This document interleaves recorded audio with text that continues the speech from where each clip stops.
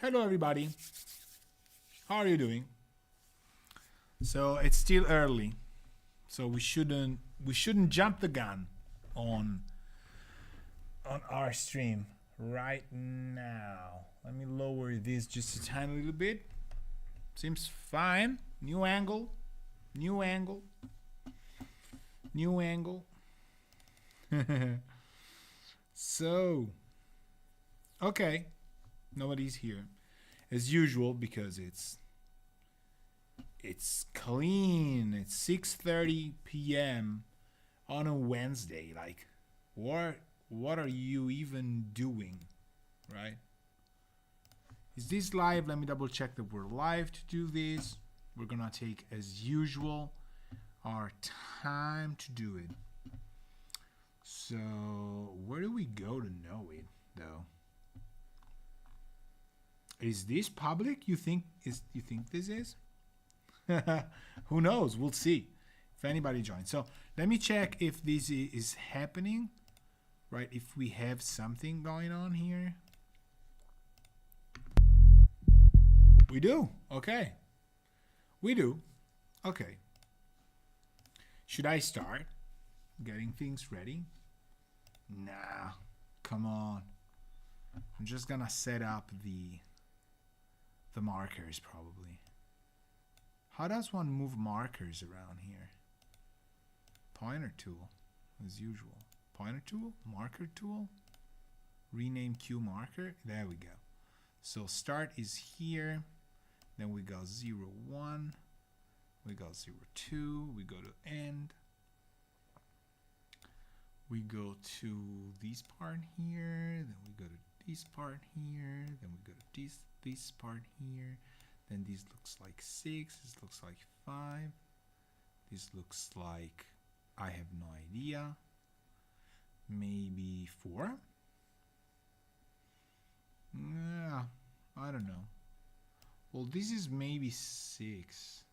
Yeah, 7. Okay. This will be 6. This will be 5. This will be 4. This will be 3. Got 2, 1. All right. Hey, James. How you doing? You sneaked in the room while I wasn't looking.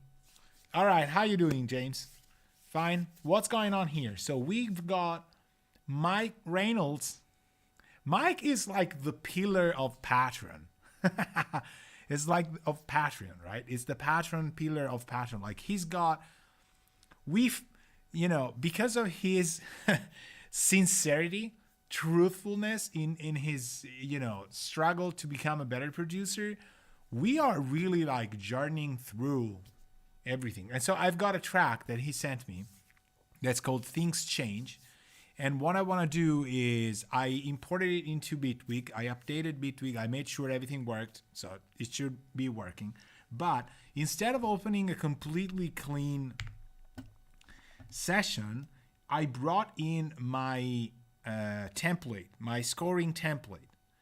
And I have basically taken everything out of the template minus the groups. Okay, let me see. They gotta be the same size. Minus the groups and minus obviously the effects bus, the groups buses, as I said, and the colors haven't translated though. This is weird though. Boom, they should translate. So minus the groups that are there with their processing, the mix bus, the effects. I got a couple one from the template that I've imported that have these regeneration. I don't know what's the name of this thing. Regenerator. Then there's forest. Then there's catacombs. And then there's tunnels. And this is because I was doing something for, I think this is the drafts for Fears to Fathom. That I had these kind of 4 reverbs that I was trying. And I think kind of like some of these, maybe 3 of these made it. So anyway, it's a template that I use for scoring. So it's got tons of virtual instruments, things like that. I took all of them out. I just imported all the tracks that Mike has given me. And I'm going to, actually, I have to turn the effects on. Hold on. Okay, so we have live effects. Let me just do. Have you heard it? Have you heard it?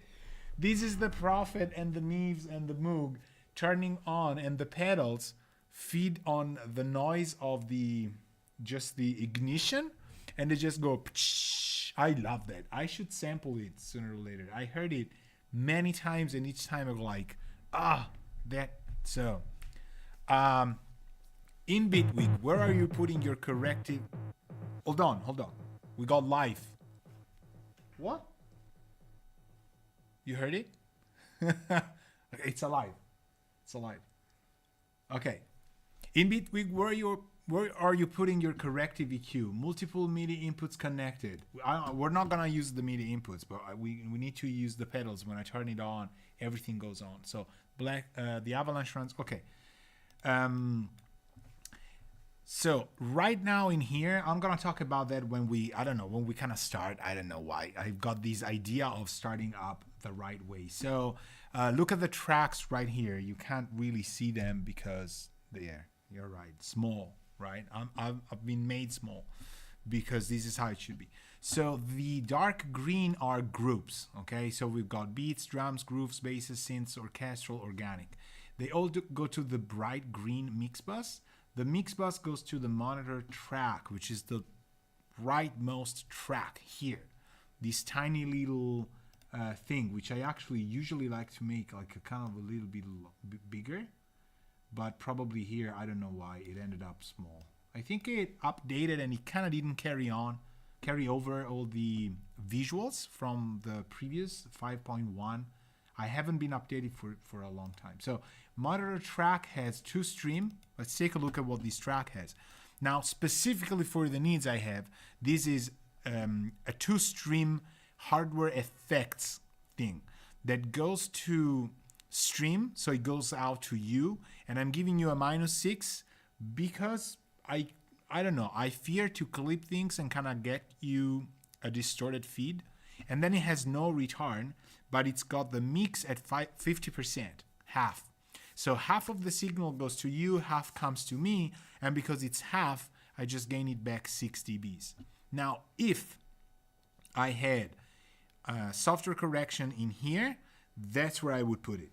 Right here after tool, right here. So reverberate, for example, if it's, you see I have a preset dialed in already. I saved the reverberate preset as calibration, Bars and Wilkins 802 and 48 kilohertz. So I dial that in. Let's try, although I think, see, I've changed the folders, so it's not really recalling. Doesn't matter. It opens reverberate, and when it opens reverberate, basically I have a bank. Is it complaining? It is complaining, right? Because, well, it shouldn't, however. Where has it gone? Oh, because I kind of, it wants to ask me for stuff that isn't happening. Hold on. I have a default that is not picking up. Okay, it is. So I use reverberate for impulse responses. So this is completely, why is it not clicking though? This is weird. I think it's looking for a folder that I no longer have because I moved it. Crap. Hold on. What is it looking for? SM1000 stands. Minimum phase. Okay, it's here. Load IR. There should be, I think is there a dialogue thing here? No. Okay, so Bitwig doesn't ask me for it. I think it's just messing itself up because it's not finding this audio file.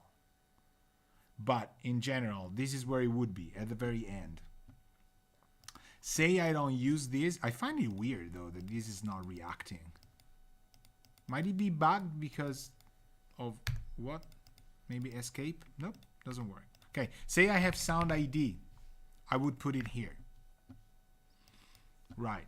So this, for example, is the A7Vs. Calibration disabled. I enable it, and this is the calibration that I've done.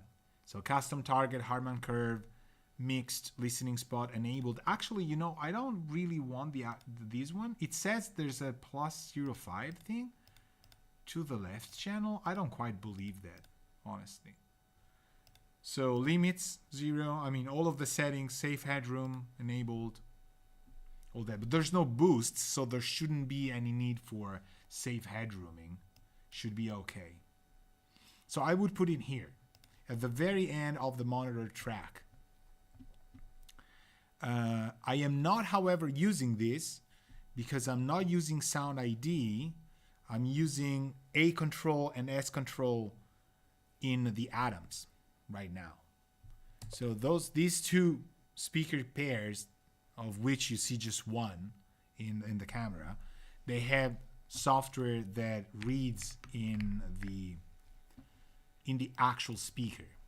Okay. So because of my LAN settings right now, you can only see the right channel, the right speaker, because the left speaker is disconnected from the Ethernet.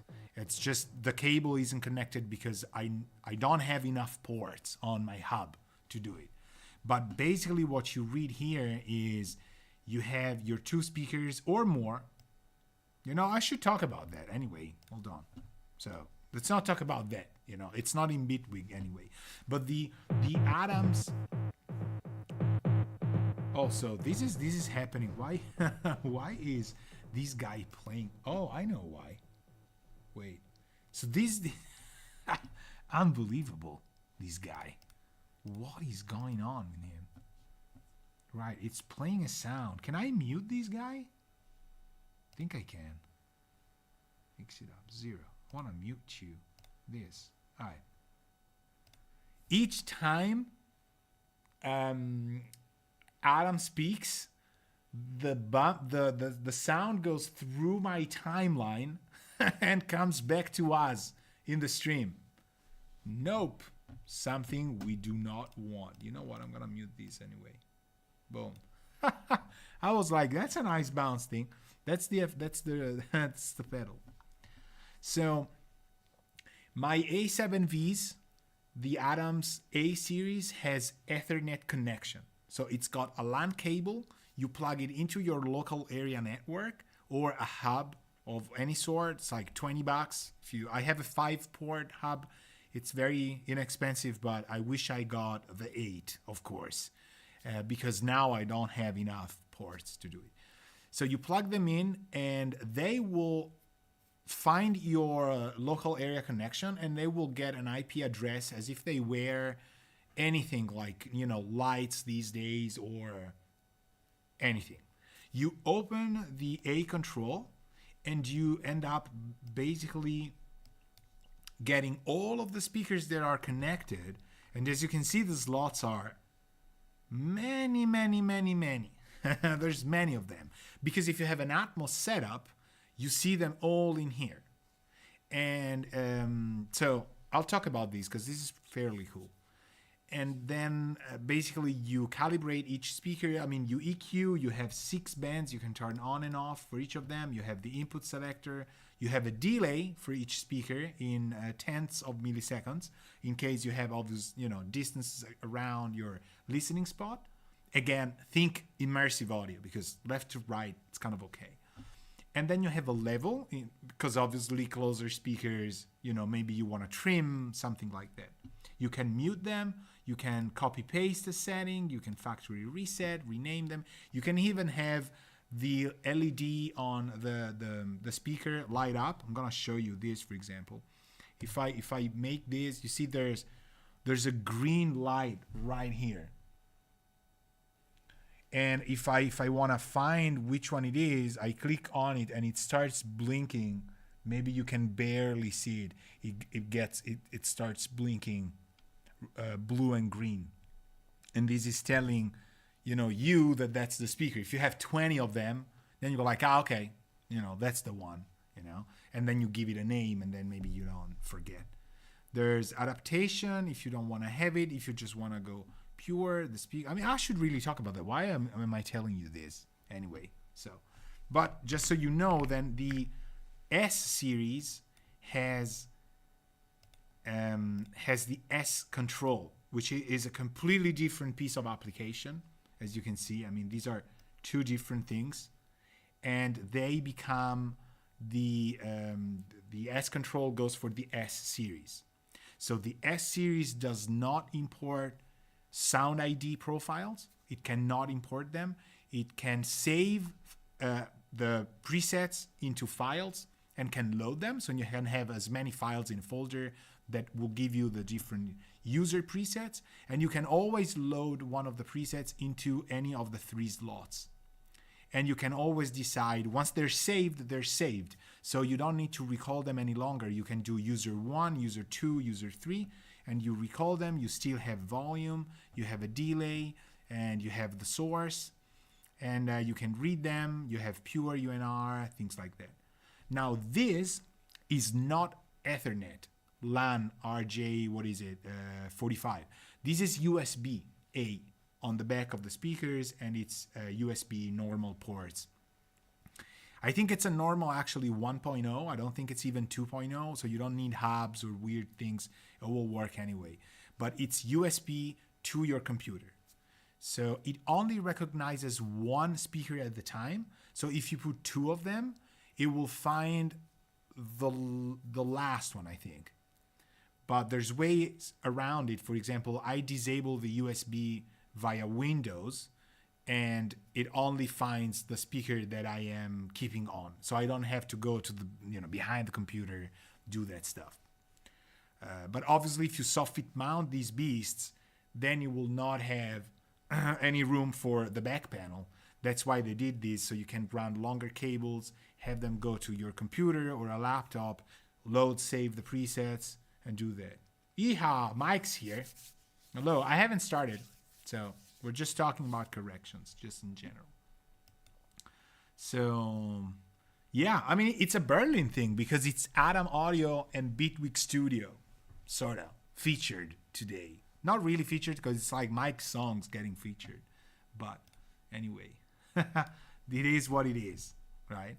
So, okay, so I think I'm going to start anyway because we're on topic, so we're going to talk about that. I don't need sound ID, but, let me take these out. Let me save it. Let me go here. This is Mike's song. This is Mike's song. All the masters, black hole, no outputs, all these stuff. Okay, I think, the template's solid. Do you know, Mike knows, Jameson, my template is 1-to-1 in Bitwig Studio as it is in Nuendo.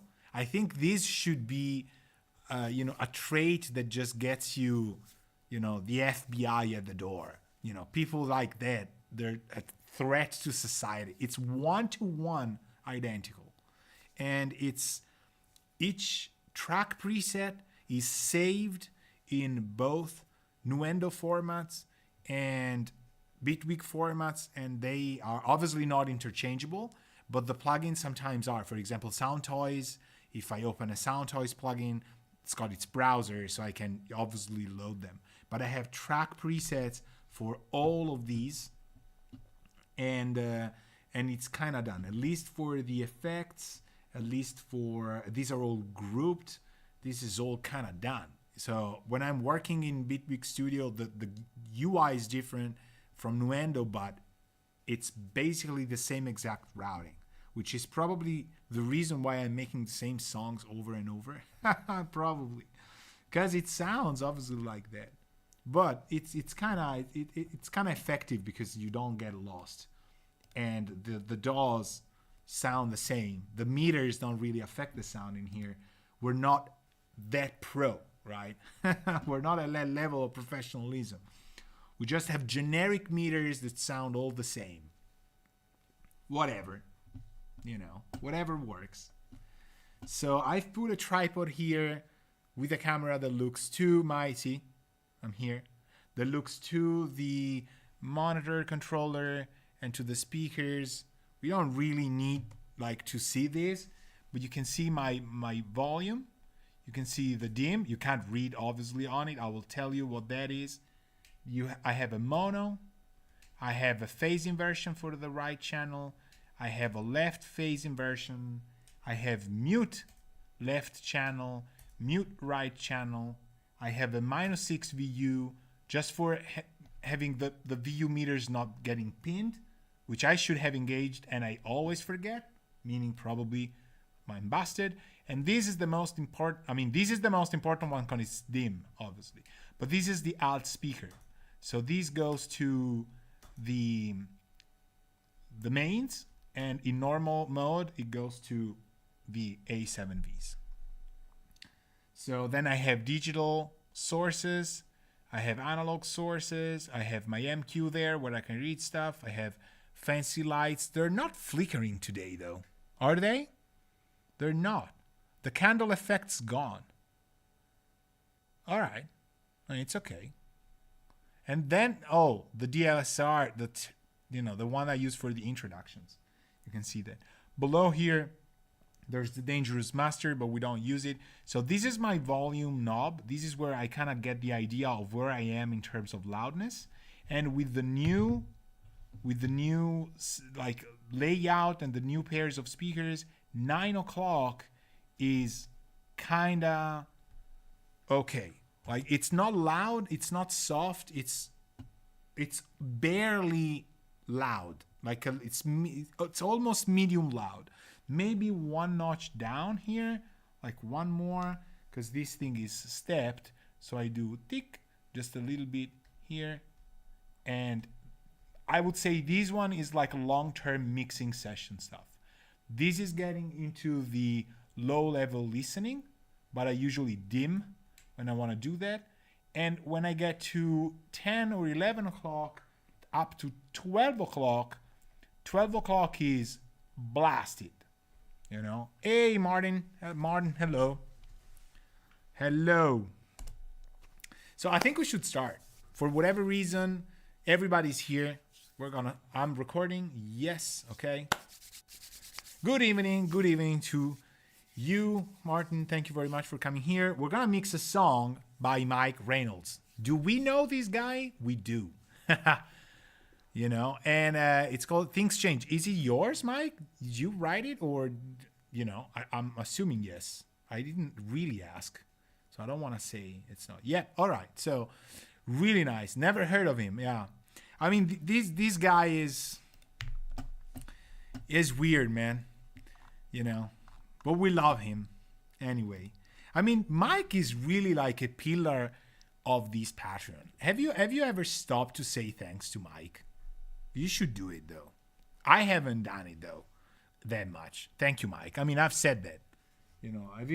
I have given him such a hard time during calibrations and stuff. I said like you want to get me a heart attack or anything or something like that. Mike is really a pillar of it because Mike isn't afraid to ask the questions a lot of people have. My personal opinion, a pillar. A pillar is a different thing. I gotta get my water. Hold on. Man, this guy is really tall. You noticed? Wow.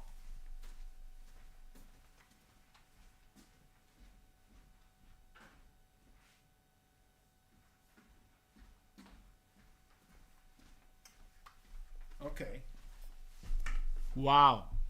Look at all those centimeters stacking up one next to the other.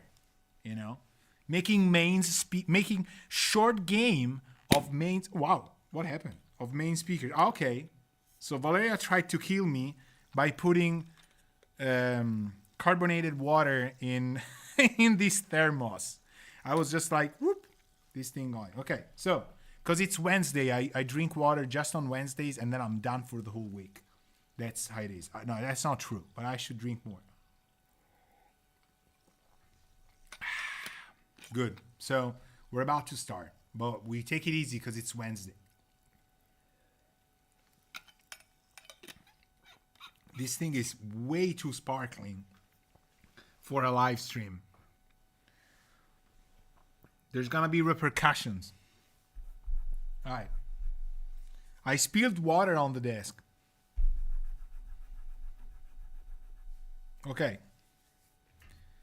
You need to grab just water from the tap. It is. This is tap water from, we actually here, we have a well. So we don't really, we're not connected to the county thing. So for better or worse, I mean, it's good. It's been tested, obviously. It's, regular thing. But we have a well nearby. And so we get that. And we have, obviously, sort of like a purifier thing, whatever. So, and then we have, because it's Germany, you got to have sparkling water. You're not allowed to just drink natural water, no still water. So we have like those, like canisters that you put into the machine and you just make your own carbonated water. So you're going to move to our place. Yeah. My mom and my dad, they always say that we never stick to a place more than 5-ish years. So you should kind of, we're at 2.5. No, 2? Yeah. Yeah, we're in the second year. So, gotta move on because we might, who knows where we're going to end up. So 3 years tops. Yeah. Berlin was 8 and change. So that was a lot. But my mom says we got no home for real. She shouldn't really be saying that, however. I'm going to derail the stream. I'm going to talk about my parents. We don't want that, So, but she says like, oh, you really have no home and you should really, I know how you are. You'll never get settled down. You need to move and things like that. Maybe she means it's a generational thing. I don't know. But all of my friends really don't do it. So I don't know. And she knows. So I kind of, for some things I do miss it, but I would say no. Like the vibe of the city is really nice. I like working with newer generations, like younger people, because they were in a good way kind of all over the place, but very dedicated. So the people there were, I think we got there in a very nice timeline because there were a lot of American people, a lot of people from the UK had moved there, even pre-Brexit. So it was just because it was a Berlin thing. And we got in, I think, at the very last moment because then it became super expensive and everything was taken. It was kind of hard to find space, real estate space. So we got lucky with that studio. So that thing, yes, like the schools, people were coming to the studio, listening to me, not pretending, like really listening. That was weird. I said, this place is weird. People are really listening. And we moved out. Then the pandemic happens. We had been extended our lease for quite some years because the company owning the whole area where we are, including the studio where we were, they had plans for renovating everything. But luckily for us, those plans didn't work until 2021. So they told us in 2020 that 2021 was the end with the pandemic happening and stuff like that. We said, all right, it's okay. So we got time to try and find another studio in Berlin. Everything was too expensive. I asked my colleagues, people we worked with there, and they were like, no, this is too much money. We cannot do that. We're working from home, post-pandemic kind of thing already. It was end of 2020, so okay. So we started looking, we said, all right, we move to Bayern if we find something. And then we found it, moved here. We're happy about it, There's really, if you're 20 years old and you're here, you're like, where is everything, But I am absolutely okay with, where's everything? Nope, there's nothing. It's okay. I'm going to go find everything if I need it. Otherwise, I want to stay by myself. I don't need anything else. And we got very lucky about the place we found because, I could put the studio in here and I got room for all the stuff that comes and goes and things like that. And there's really space. Like our closer neighbor is like tens of meters away and it's like their property is facing completely another part. There's just a few houses where we are, and then there's like, as you saw, right, there's just fields and then the woods back there. There's pathways, there's just a road we live at the end of the road, and then there's just a countryside kind of, wide paved area that goes there. But even the street that passes by here, it's kind of specific. It's not really mainstream. So there's occasionally some cars passing by. We don't even hear it. So yeah, we've been lucky for it. Yeah. Yeah. Nordly 2, for example, they said, yeah, and you love to be in the same state as I am. I mean, sometimes I'm a little bit too hermit style, but you know what? The silence, I know people are fine without having me nearby. I'm fine with people not being near me. So as one, okay, the guy that makes Sterling Modular, the desk I have, this one here, like he's a legend because number one, he makes these great desks and furniture that I love. But number two, at NAMM show, when I met him the first time, we were at the Hilton. It was actually when the piano was there. They set up stuff and we played things. He said, we talked about this, and he said, I'm totally with you. I am the same person. But he's got these wood craftsmanship vibe, a little bit like a Ron Swanson kind of character. And he said, my wife always tells me that, so it's not mine, it's really his. He said, I should be more social. And I said, I'll be more social when people aren't involved. And this was just like, this I gotta remember. This is the most amazing thing ever. Yeah, I'll get more social when people are not involved. That's the anti-definition of being social. It's like, if there's no people, how can you? That's exactly the point. So, all right. So what are we doing today? I'm going to tell you what we are doing today. So it's kind of a Berlin tribute. All right. I'm going to start right off the bat. So welcome, everyone.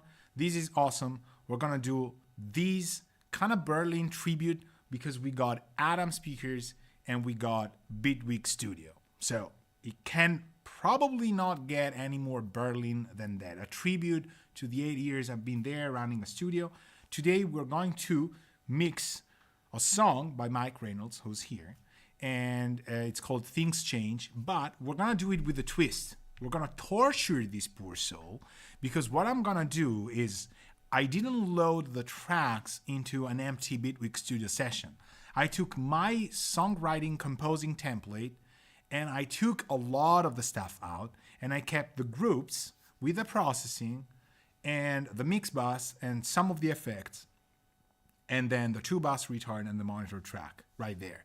So I'm going to take his song, which is like a house, I think it's a house music kind of style thing, into, I don't know, a broken sound card, from the 90s. Like, when something broke and you were like, Dad, I think the computer broke.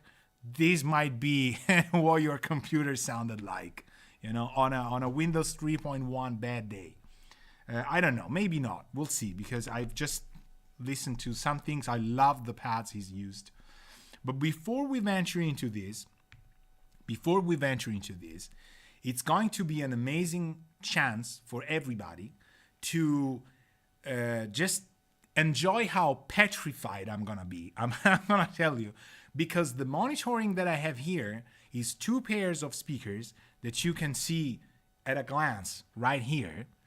I got a pair of Adam Audio A7Vs and I've got a pair of Adam Audio's S5H mains. Okay, so the near fields that are this thing, would you believe my hand would pop up there? These are 7-inch woofer 2 ways active speakers. The other one that you see in the back are 73 kilos each, standing on a 25 kilos motorized speaker stand that is making about 100 kilos per speaker. All right. Ciao, Studio Caino. Welcome back. Welcome. So this is a new monitoring system that I have. My Bowers and Wilkins are parked nearby, but we're not going to use them today. We're going to use the A7Vs as near fields and the S5Hs. Because it's a pair on steroids. Okay. So we've got Bitwig Studio, there's myself in the camera, and there's these 2 pairs of speakers. So just to give you an idea, I don't want to retell you about everything. I'm redesigning some ideas about monitoring because I need to join forces in mixing with other people that are going to this time send me stuff instead of me sending it to them. Okay, we're trying to find a unified speaker system, and this is what I think. I asked Adam Audio, and they said, we got an idea, you could do this, and I said, all right. I listened to the A77H and I was blown away. I think soundtrack material, whether it's movie, whether it's what I write, whether it's video game music, on Adam Audio's modern new systems with the art tweeter that they kind of rebuilt, the new generation thing, sounds off the hook amazing. It just became one of my favorite brands right off the bat. There's many speakers I love. It's not just, Adam Audio. The Bowers and Wilkins 802s and that I have are absolutely insane, best speaker ever, but they're hi-fi from the 80s. Doesn't mean anything. If it sounds good, it sounds good. But I just wanted to build something with my colleagues and friends that we can write licensing music together with and say, we know the rooms are different, we know the ears are different, but the speaker is something we like. So the smaller speaker, the Adam A7Vs, are, I think, about $500 one speaker. So we're talking about $1,000 for a pair. I might be wrong, so obviously you can Google them, okay? But just to give you an idea. The S5Hs are about 22 grand for a pair. They're about 10, 11 grand one speaker, okay? So what? These are two completely different systems. But are they? Because there's the same brand, obviously, in this thing, okay? And I've never tried the MTMs, but I know a couple people. Actually, I spoke with them maybe a week ago, not even, maybe 3 days ago. They're using the MTMs to build an Atmos room, and they said that it sounds off the hook good, and they're very small, very light, they fit everywhere. They told me about amazing things, and I said, I know, I have a student that has them. I meant you. And I said he's happy about them because, he's been using them all the time. I hear him mixing, he does good stuff, so, it works. So the idea we had here is, okay, we have the near fields, they're active speakers, they have the A series woofers and everything else, the control and stuff, and then we've got the best series, which is the S series from Adam Audio. But can these things speak the same language? Are these things useful? So on and so forth. And I'm building a masterclass on these. So if you're watching this video, know that there will be an entire masterclass in which I go over the anatomy of a near field, the anatomy of an S5H. I said it two different ways. And a main speaker versus a near field, why you might want to need one or the other. But just so we break it down, to me, there is no way you're going to mix anything without a pair of near fields. As of 2025, okay? There is no way. You can have many systems. You can have 300 pairs of monitoring. But to me, if you had to have one, there is absolutely no way you can use anything but near fields. The near fields is where it's at. And I know very famous people who do mix every day, every week, every month. Some mix amazing things that are famous once every year. Others work every day for stuff that you hear on Netflix, Amazon, Prime Video, whatever. And I guarantee you that these people do it all on near fields. Occasionally, they switch to bigger systems, but even video game music, whose target audience is headphones, most of the time, because gamers use headsets, get produced on near fields or on speakers for sure.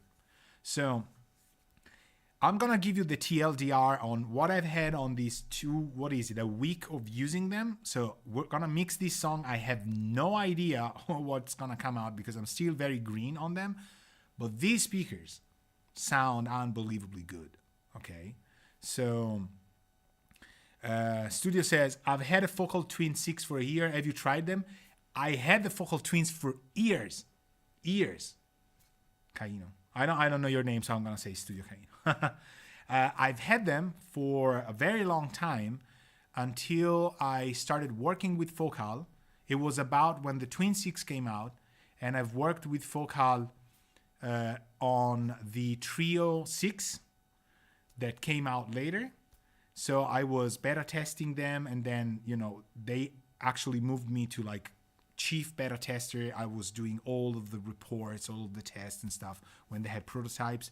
I had a blast. I've learned so much from Focal, and I have to really, really, really thank them, because they just pulled me up in knowing about acoustics and speakers and things like that. So the Twin 6 to me is still today one of the best, most successful projects Focal has done. There's just, they maybe don't want to play at a very loud volume, but this is typical Focal, except for the for the Trio 11s.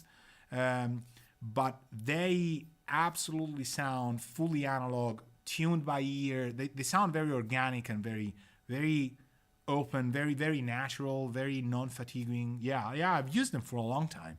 I know mastering studios in Rome that had them.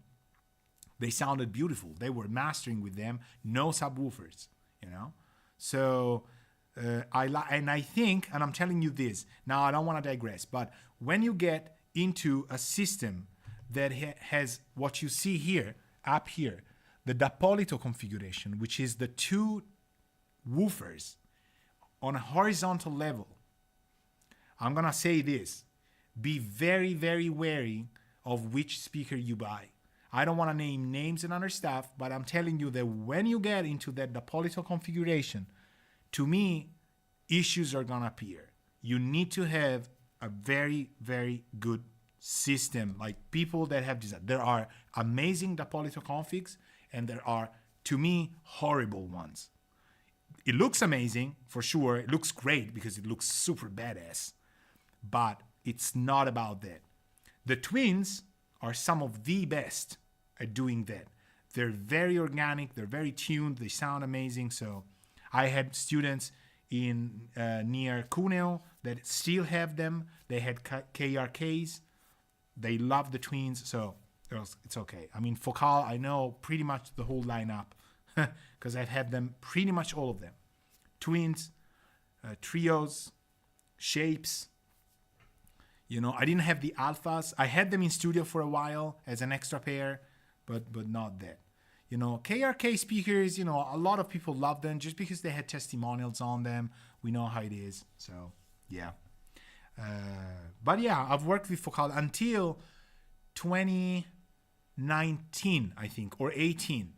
Then they pretty much, the whole team of people that were my bosses, were, so to speak, friends first and like kind of supervisors, they left because the company changed everything. They do it every 5 years, sort of, 5 or 10, because there's also how these type of companies work in France.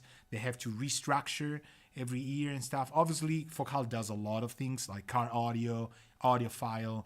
The pro audio stuff is, their last because they make unbelievable speakers for home audio and car audio and installations, but their pro audio line is obviously good, So, yeah, this was 2012 at least until 2018. So it's 6 years with Focal. I had Focal, my friends visit in Italy when I was there in the mountains. Yeah, I mean, I've done it. So you're good.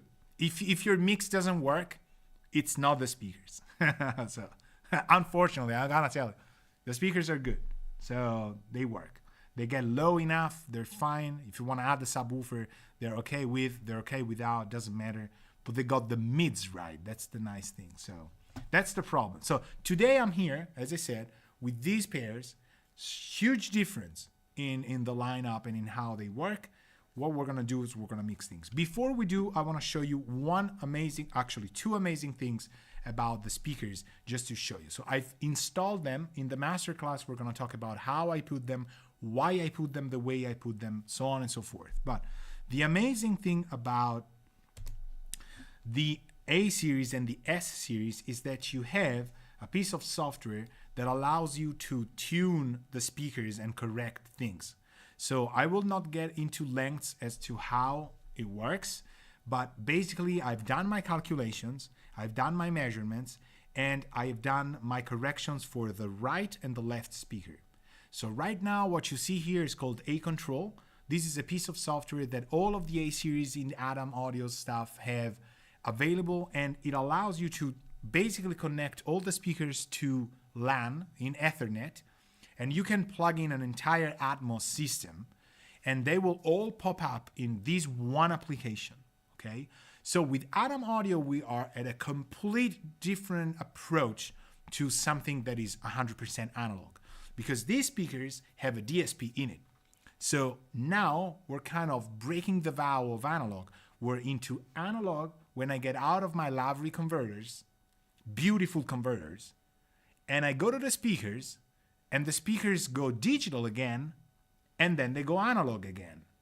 And this is, wars might be fought over this kind of stuff, because to a lot of people, getting back into digital makes no sense, because you are in a speaker, speakers should be analog, okay? So I'm gonna give you my opinion on it. It doesn't matter. I mean, it does matter, but what matters is the project. Sorry, my voice just left. What matters is the project. It's the whole thing, okay? And with speakers, this is extremely important. You might have an amazing woofer, a super powerful, precise, strong driver beneath, an amazing tweeter, the cabinet sucks, the design doesn't work, the speaker will not work. Doesn't matter if the woofer is amazing and the tweeter is top notch. This is why designing a speaker is very, very hard, okay? Same deal with power amps, same deal with DSPs or not, okay? So the convenience about having a DSP is that I can trim, I can delay, and I can correct the speakers digitally. What's the benefit of it? That I'm applying correction in the speaker knows what I want to do, the A series even imports sound ID reference profiles, okay? So as you can see here, this is a test I've done on sound ID. I will speak about these in the masterclass, and I have carved sound ID to work in a specific range of frequencies in a specific way, and I have just uploaded this correction to the speakers, okay? Left speaker gets one correction, right speaker gets another correction. This thing goes into, I'm gonna quit it because I don't need to use it, goes into the speakers. And if you do this, my speakers are now reading the profile that I've imported. So, for example, the right speaker that we see connected here needed, and these are kind of drastic, but I'm going with drastic settings first and then I'm kind of easing them out, but it's too soon yet, needed these 4 bands of correction. So I measured it with the microphone, I saw the graphs, I ran against a target curve, and I came out with these 4 bands of correction. I need to have these 4. But I have 6 available. The left speaker has completely different values. But then I dialed in 2 settings that I wanted for my own. And this is what is called voicing the speaker. This is not correcting the speaker. This is voicing the speaker. Meaning, I am done with making them sound kind of flatter. And you see I'm not doing much at higher frequencies. I kind of reach 500 hertz, then it's done. There might be things I should correct on the high frequencies. I don't care. I don't do it, especially for the near fields, because they sound fine, So I'm just taking out things that are sticking. You see the cues are sometimes extremely tight. Some of them aren't, but this is what it is. Now, I've also taken some 190 hertz down, and I've pumped the 2800 hertz up with a shelf, because to me, songs I've listened to need to be a little bit brighter here, and the desk is giving me kind of a resonance that I don't like, so I've taken the 190 out. So this would be the correction, this would be the correction and voicing. I've saved these in different, you see, I've done different tests, taken a day or two off to do this. I've come up with a setting I like, same for left channels, obviously, and this is it, okay? This is really cool. Now, the big main speakers instead have what's called the S control, because it's S series control software.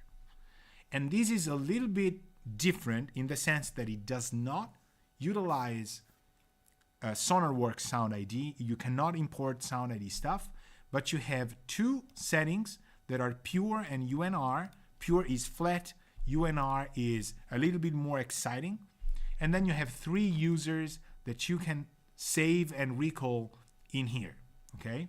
So I've dialed in settings, I've tried different things, and I've come up with, for example, for my right speaker, this is what I have. And I have 6 bands plus 2 shelves, so it's 8 total, but it's 2 shelves and 6 bands. And I've dialed in also some push in the 56 hertz and some push at 280, actually, you know?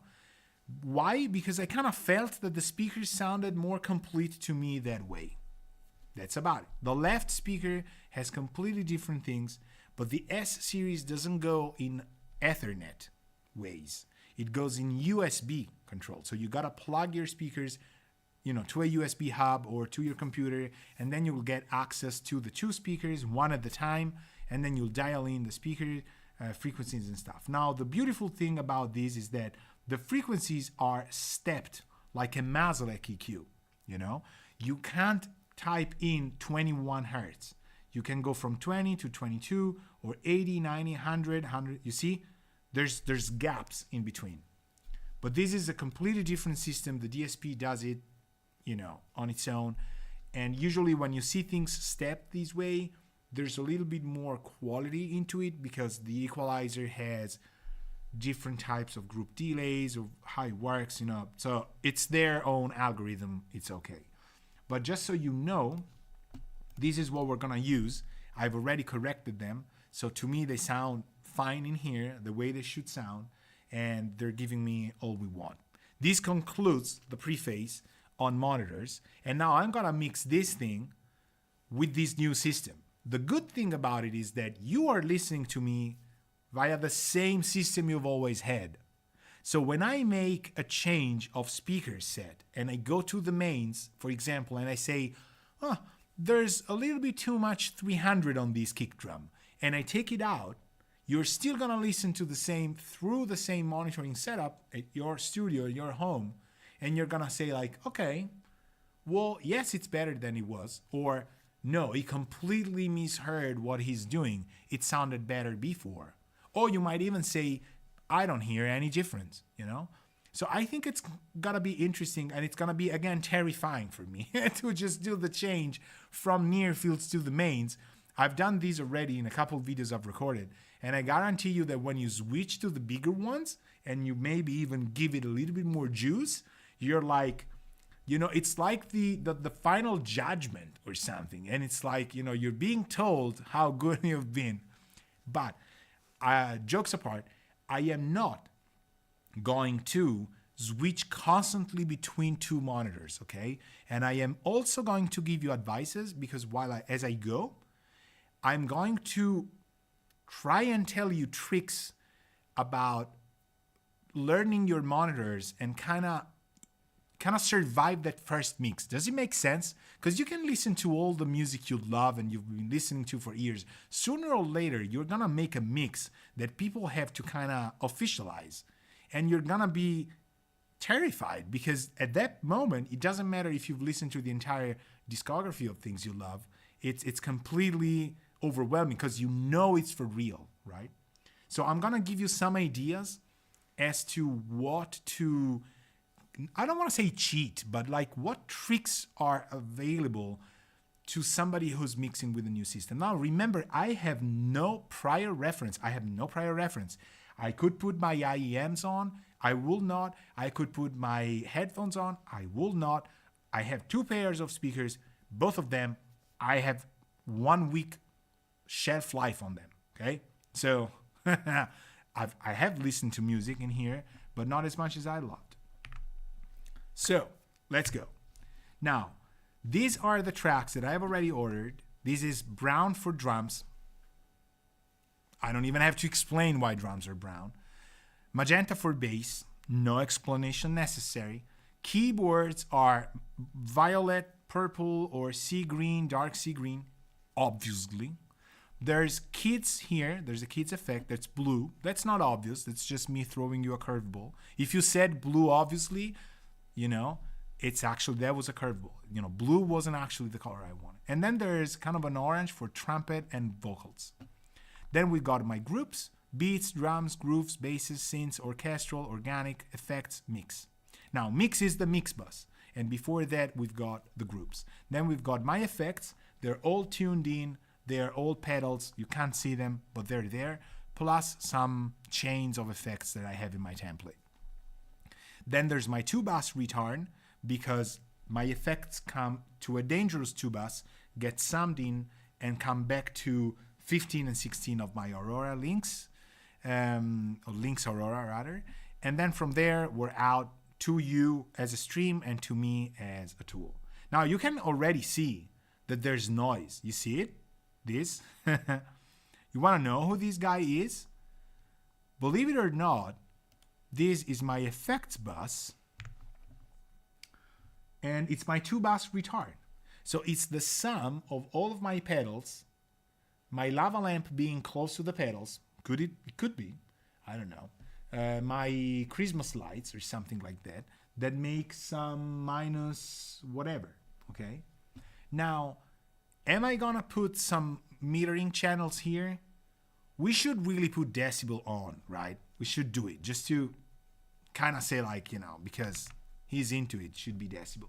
But believe it or not, it's not really about having a meter that is going to kind of help you having a knowledge of your monitors. So I'm not just gonna do it, okay? So bear with me for a second. Now I have all of the drums. Let me hear what these are doing, okay? So I'm gonna send them all to the mix bus. And I'm gonna take a section here and I'm just gonna play it just to hear what kind of stuff we have. So I got kicks. Let's try one at a time.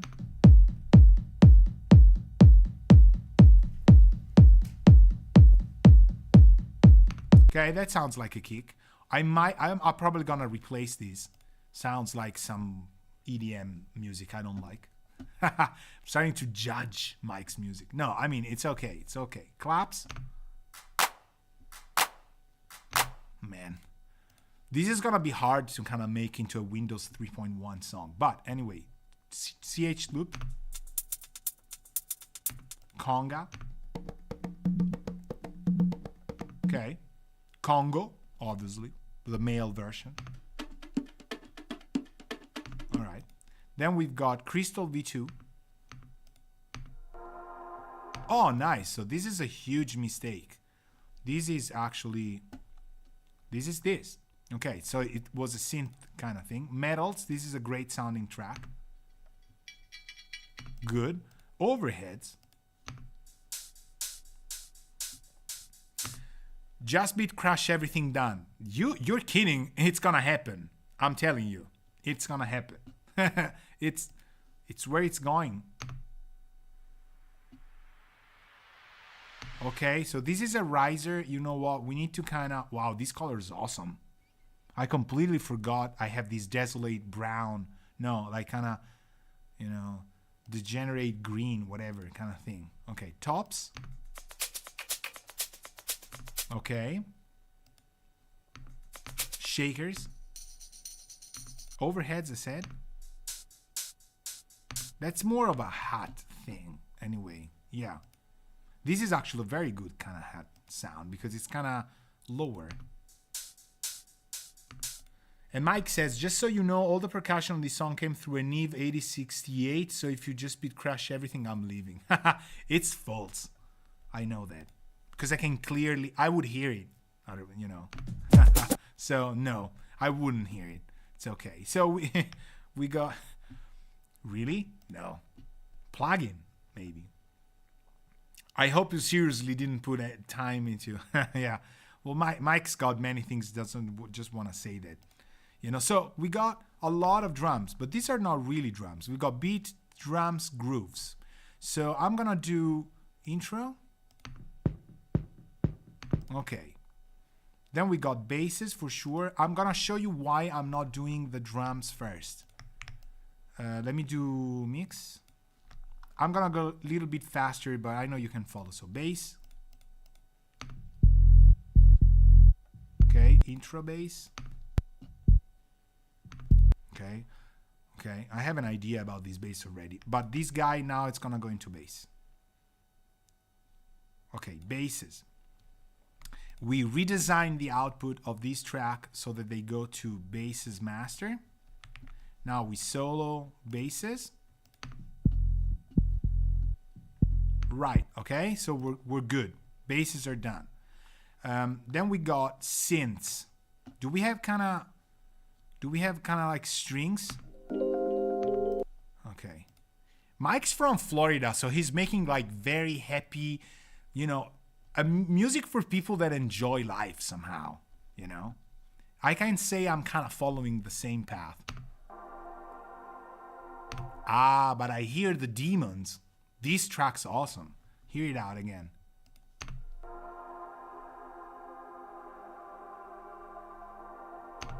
This is my territory. So this song is about me being sad because my kids are growing up too fast. Okay. So it's still positive somehow. All right. So this, let's do something important. Let's mark some tracks with a color that tells us this is the vibe of our song, okay? Now it's a horrible color. Let's do this, okay? Cyan, like what is like azure, is important. Like this is our sound, okay? So when I hear something that, but this is the same color for the effects, man, not enough colors in here, right? So we can't really use these. We need to act fast. Bright pink, ready? This one's horrible. Blue. No, blue's too dark. It's kind of giving me anxiety. It looks like those 3D glasses thing. I should really redo it. All right, we're gonna use that kind of watermelon ice cream taste thing. Okay, this is keys. Okay, this is chord. Okay, pad. Oh, here we go. Here we go. This is another one. So in here I have my virtual synths that my hardware synths. We're not really gonna use them, so I could erase them. You can't really hide stuff. I should regroup them and kind of move them about, but I don't know. I kind of feel bad like taking them away. So pads, that's a bright color, but here. Now, if you're thinking, oh, this is so boring, this is actually how you design the song more than all of your crazy deal plugins and stuff. This is where it happens. This is where you're structuring things that will stay. This is the legacy of it. You know what? This is also gonna be red. Anything that has kind of a vibe that speaks to me more. Man, all of them. All of them. Okay? No, I mean, not all of them. You're starting to hear it, right?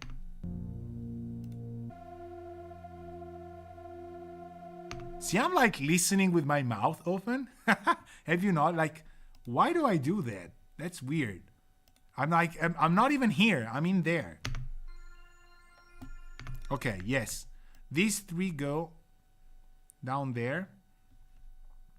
I see you writing. Okay, so I'm making the administrative decision that this should really be the color. This is the color of our important stuff, and it totally matches the vibe. Totally. So now I'm gonna move them in a way that they appear kind of at the same sections. Okay, we're good. See how they're scaling down? They're kind of popping up each time from left top to right bottom, right? It's actually important that happens. So okay, we got the kids. We've got keys loop. Okay, you know what? And chord is like boop, that thing. It should still be a synth thing, but trumpet. The trumpet I know. Okay, and Vox. Okay, so we're gonna do kids, chord, and keys loops. I'm gonna move to organic. And the Vox and trumpet, I'm gonna move to orchestral, because I know the plugins that are on orchestral. Okay, I'm gonna show you why things are happening the way they're happening. Let's ditch this because, sorry, my hardware synths, we're not using them, so let's go. Let me fold all the folders. Funny, but that's what it is. And then, okay, now we got beats, drums, and grooves. So whose grooves, whose drums, and whose beats? The kicks and the claps are all beats. That's how I see them. These are the single things. Now, perk, okay, hold on. Okay, tops is grooves. Perk 1, 2 metals and the shaker are drums. Conga is drums. Drums, like, how you doing? This is beats. OH is also beats. And Congo is drums. So you see there's a pattern, like all of the mids, all of the realistic kind of drums. Sometimes I use a lot, like the Hans Zimmer, London percussion, whatever, the LA percussion as well, the session parts of percussion with Spitfire audio. And I put them in drums. Drums is like real drummers in real rooms, which we don't have because this is Florida house music. You don't need people. They're all serving at the bar, so you're left with machines, and then the beats are single hits kind of thing. Okay, so I'm now going to assign the outputs, because if you don't do it, there's really no reason why you've put them in here. So drums master, this is where I make mistakes. So grooves master, basses, it's done. Synths, okay, synths master all the time. Orchestral, organic. You have no idea I've got as many buses as these. I've got cybers, it's a game for me. It's not even, and I'm lucky it is, because I'm not really making money out of this as much as I wanted. But I wanted a really high number, so it's also probably that. I had to redesign. So risers, usually they go into revs. I call them revs, but we don't have them here, so let's do beats anyway.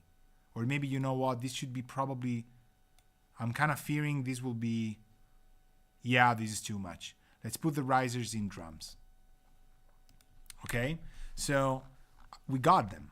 We got organics, we got orchestral, we got synths, we got basses, we got grooves, we got drums. Okay, so now I'm going to stop, read the chat, and then I'm gonna reply, because I see the messages are like, I love it. This is how a stream should be.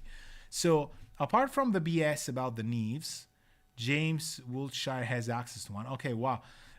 So these about said, okay, I feel you, Blue. Within Reaper, I have a key control to give me stuff. Yeah, I mean, in Reaper, you can do that. There's a lot of scripting.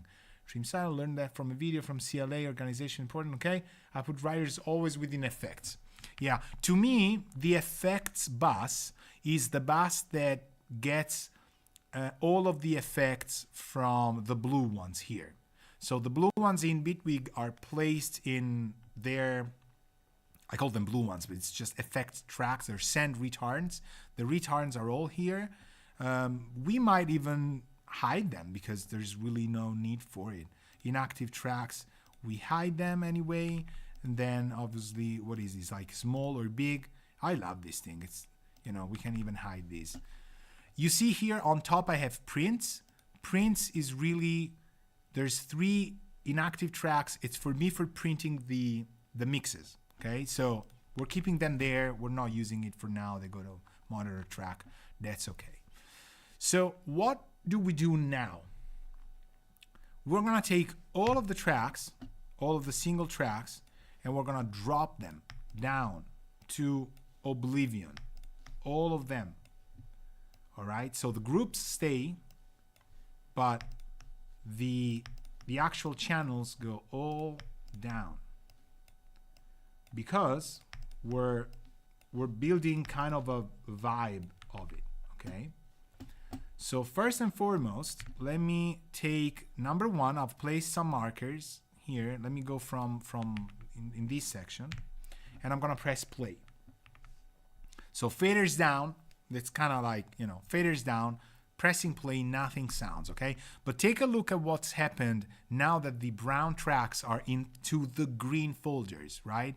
Beats have a filter bank that, for some reason, doesn't have anything, right? Then there's a KHS stereo, which goes completely mono. There's a Reason Rack plugin. Don't judge. I hear you judging because of my poor mixing choices. Don't do it. So this is something that I have here. There's obviously an update for Reason every time, but not now. So this goes here. Then there's an MH Sonic EQ with a preset that made history in the 2000s. Alberto's Beats Rounder. I have this. I don't even question these any longer.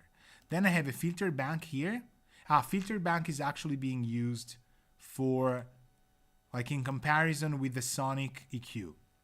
But I broke the front panel, and Colin doesn't want to fix it for me for free. So that's how I keep it. I can't cover it any longer. It stays like that. Well, okay. That's why I put it, inactive. And then I have a Tesla Pro, and this is a preset. I don't even know. Yeah, I saved in here. This is a free plugin, by the way, and it's variety of sound, whose plugins I absolutely love. Please don't use anything, okay, that I'm showing you. And it jokes on you if you do it, because I'm not famous anyway. Oh, Windows only. Okay, so boom. You can't even use it. Good, because this thing is good, really good. And it just has something that sounds cool. So we start from the beats, obviously. Let's hear how they sound. But you see, like, all of the buses have their own processing, right?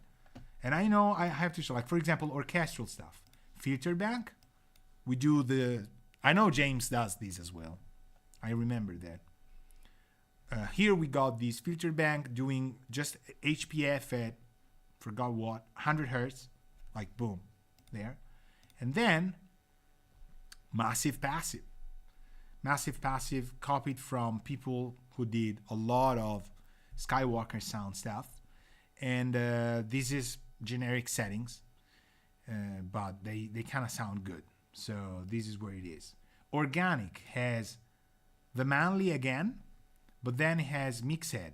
Hazelrig. I didn't even remember it had this, but it does. So whatever, and so on and so forth. There's other things we're gonna see in a second, but let's bring it up while it's playing, because I can't really wait to hear it. Okay.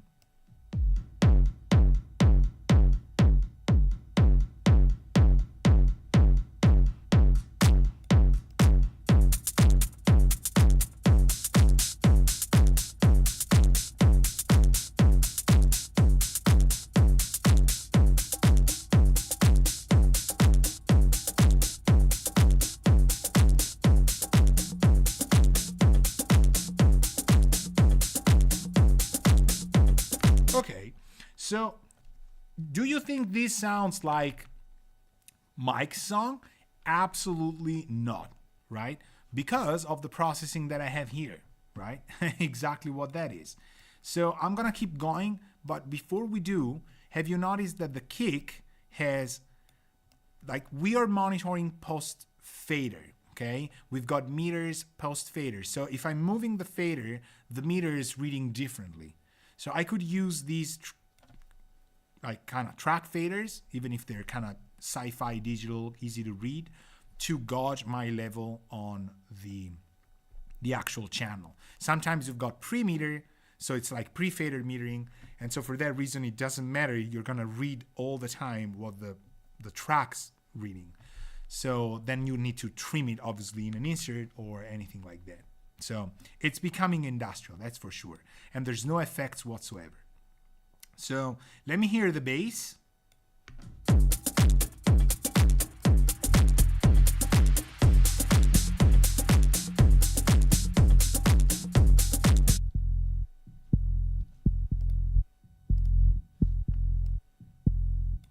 Okay, so bass is a little bit weak, right? And I think this should actually fall with the kick. So if we do this,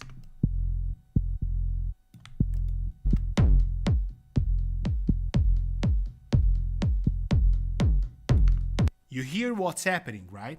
When I'm trimming the volume of the track fader into the beats group, the kick sounds different. You hear? I'm gonna try it again.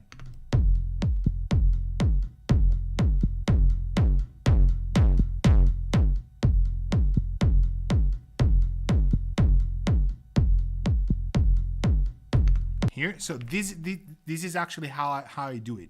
I know it's hard to believe, but that's how it's happening. So now I've got my kick kind of on par with the bass, that to me still sounds a little bit weak. So I'm going to crispy clip it right off the bat, and I'm gonna use these to actually raise the volume. Let's try it again.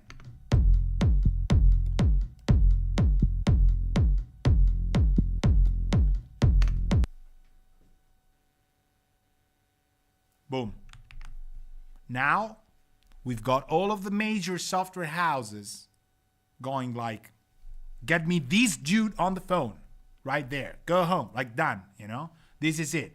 The combination. Imagine I kind of script Mike's songs for a video game or something, and they go like, do you have something that's kind of in the, you know, nearby to what that video has?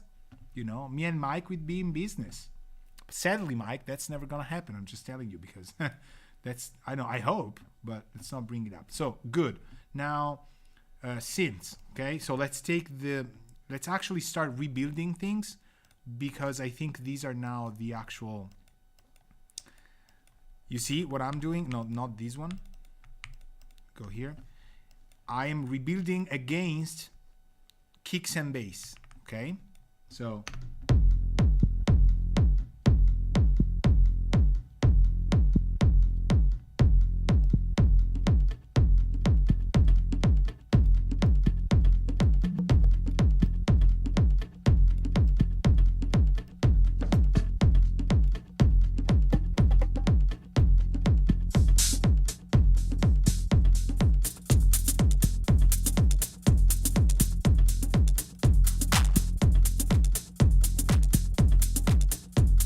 Okay, I kind of like this vibe just because of how, I don't know, I just like this vibe. Now let's start with trumpets. You see how everything's kind of mono, right? It's monoing itself because it's in the beats, but not the drums. The drums don't do that. The drums I haven't shown you. They just got a filter bank doing nothing. I don't know, whatever. Grooves has an MB parallel and has mix head. Oh, so we need to raise tops. Okay, let's do tops.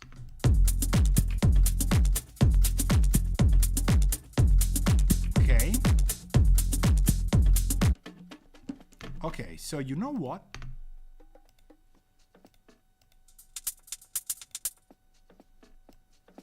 Okay, this guy here goes to grooves. Yeah. Right. What have you set up on the master bus to make it distorted? On the master bus, nothing. You mean the group bus here? This is Blamsoft's Shredder series. I'm gonna bypass it. We're gonna find out if it's this one. It is this one for sure. Yeah. Don't use it though. You're not allowed. Okay. This is not only is this reason, which I absolutely love, but this is Blamsoft, who's number one, incredibly friendly. I've got a ton of support from these people, but they make unbelievable plugins, and they're devices that go into Reason as well. So yeah, absolutely. Too bad you're not allowed to use it just because, go copy the other guy doing the jazz gig. We're doing electronic stuff today. So, we're yeah. It's a shame because it would have been an amazing addition to what you do, but unfortunately you can't use it. No, I mean, you can, obviously, but let's keep going. So now we got the synths. I don't want to play the synths because I know they're awesome. I just want to go trumpet. Oh, but the trumpet isn't playing here anyway, right? All right, it's only playing sometimes. Okay, so what about keys loop?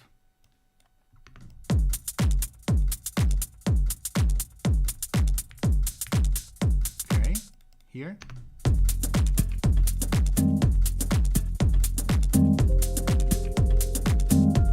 Okay, this thing needs to crispy again. Too much dynamic range.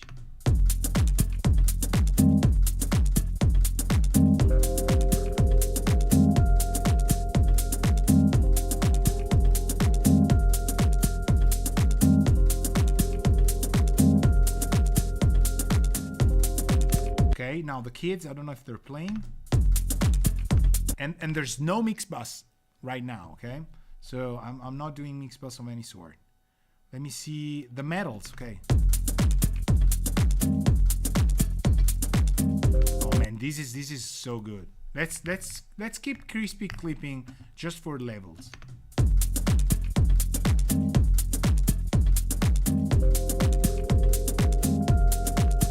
Am I pushing the right track? Yes. No, it was perk.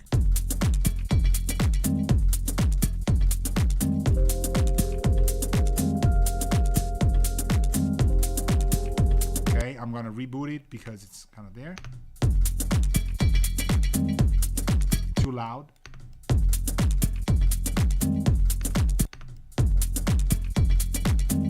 Nice. Okay, so I don't. We've got two options now. We're not bringing the effects in. We should be bringing the effects in. We should kick in some kind of mix bus vibe because I usually mix into the mix bus. That's probably what I'm gonna do.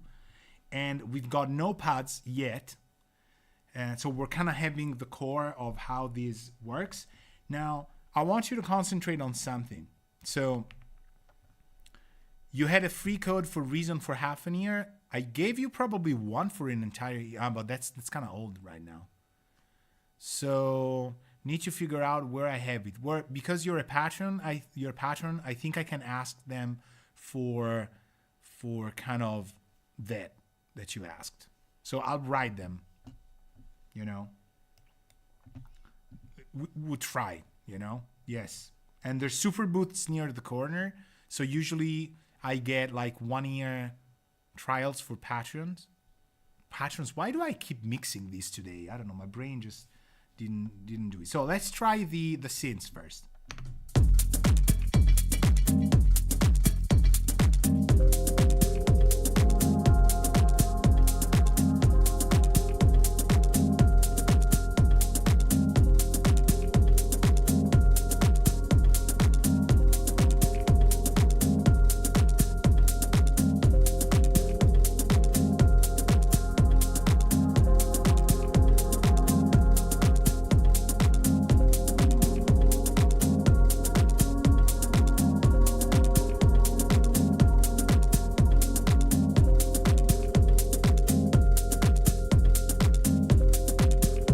Okay, have you heard of the difference? This is huge. VLC is huge. This is shaping way more. Now we're bringing in the big guns. My buddy Ryan. This thing is unbelievable. I have this preset that says HAM, which is an acronym I cannot say on stream. But this is where we set these dude and all the paths probably to where they should be. Let's try that. Now, I don't really want to... Why did I have it this way? I don't want it linked here. Okay, let's do it again. So I need to just push it.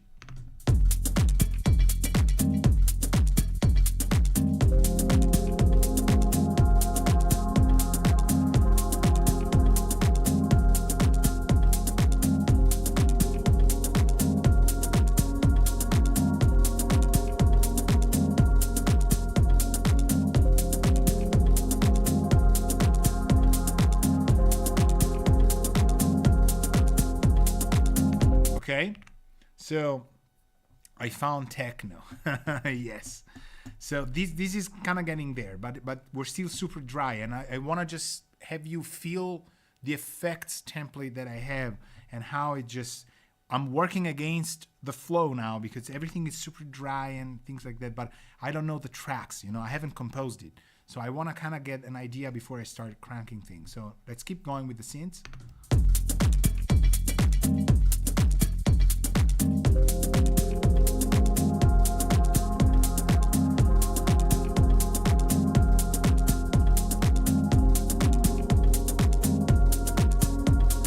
Nothing's playing here, Mike. Why? Mike has nothing to do with it. But let's try here. I see important blue stuff right here. Let's try this. Here. Loop this. Loop this.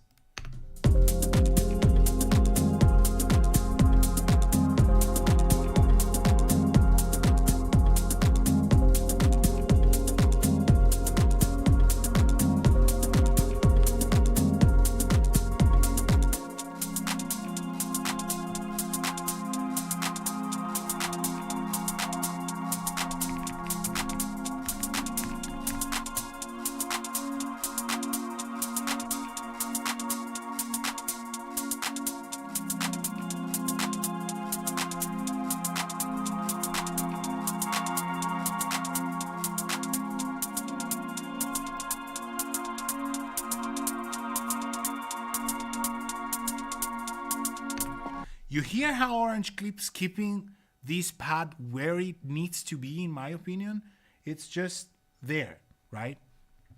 So it's just preventing that, you know, it's making it hard to go over the edge because it's just making it resist more. It's soft clipping, right? It's going there, but it's also kind of becoming larger. I know there's multi-band and stuff. No need. I don't want to use it now. Let me see what else is there.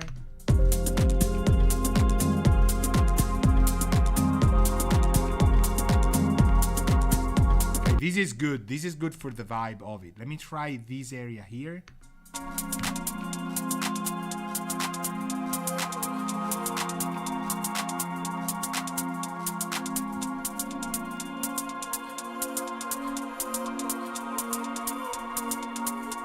This is really house game. I mean, it's okay. We're gonna use it that way, but like, it would need some serious rearming for becoming like completely, like, you know, technical. But so these things, honestly, no, made a mistake. These things, seriously, boom.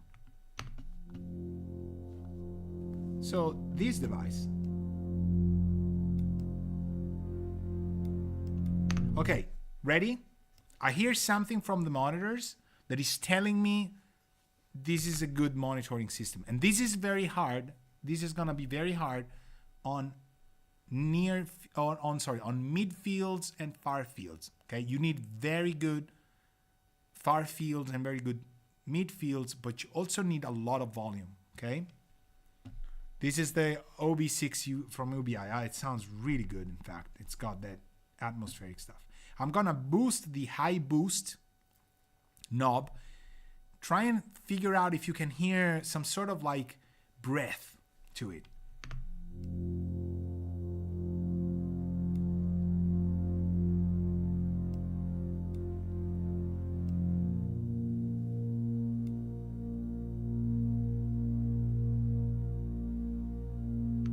I can hear it from the near fields. I wouldn't be sure I could hear it on the far fields or on, bars and stuff. You need volume. Headphones will reveal these as well. The problem is, say you don't want to use, or you can't use headphones all the time because they have other issues. Near fields are going to give you this level of judgment. And so, I'm going to boost it to oblivion. So this is one thing. Then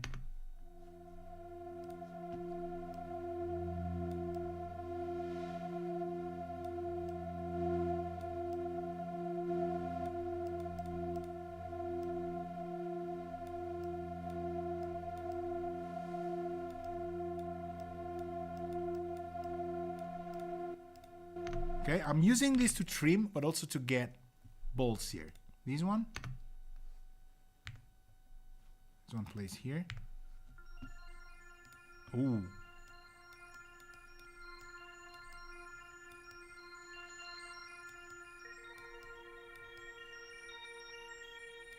Okay, now we're getting into 95. Okay, this is seriously good. This is we got to crisp eyes. So see how I usually do it. I love the crispy clip because it's also zero latency. So first I kind of put the ceiling to where the waveform is, because the volume's not that far off, right? So I kind of make the shirt to the person, and then I make the person himself, eat, sort of.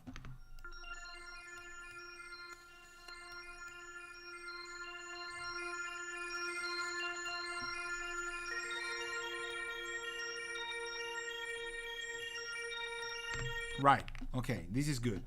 So who's missing?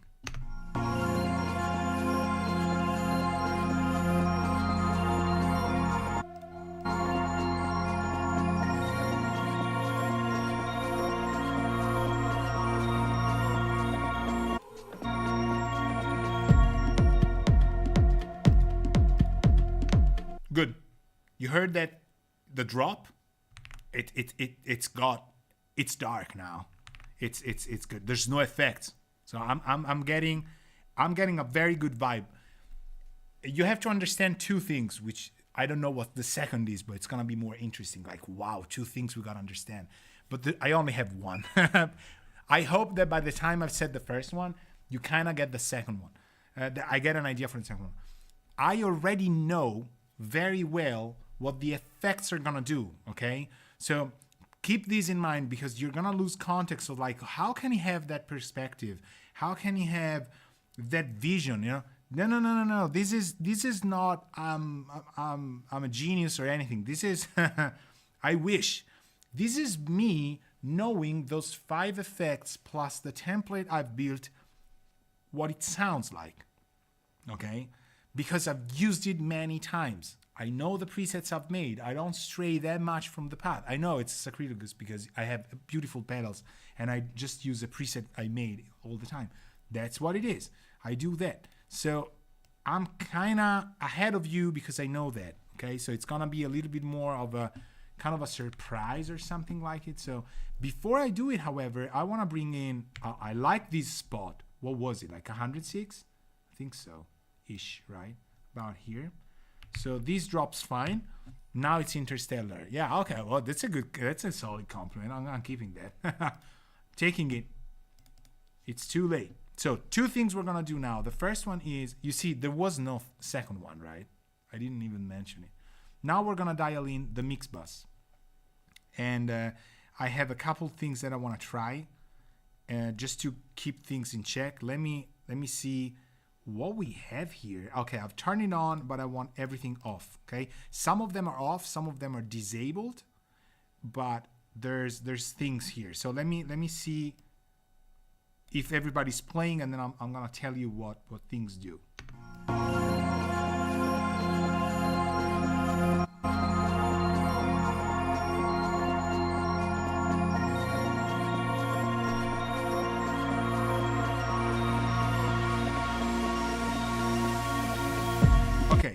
Bear with me, please. Okay, I just got so many things I'd like to tell you. I don't want to say teach you, but like tell you, because it's so It's so true. What I'm experiencing is so what happens all the time that I'm so excited because I'm saying I can transfer it to you. You have a chance to get an idea. I had to explore these and hunt for these things all my life. I can tell you right away. Just listen. This is easy. It's easy. You just need somebody honest to tell you. Luckily, I'm here. Okay, so first I need the riser to really be strong.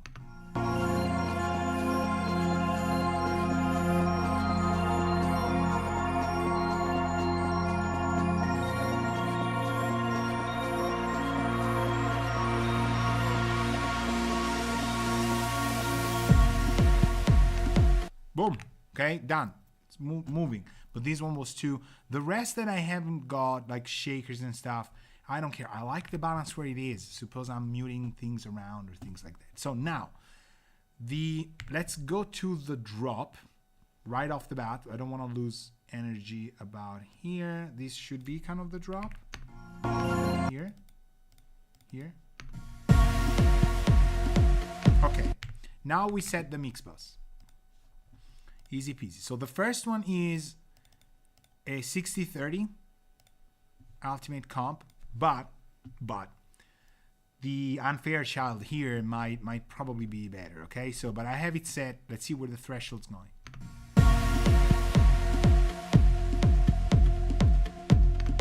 Have you noticed it was kind of spot on? It was just doing 1 dB. This is exactly like this is how I set it. Done.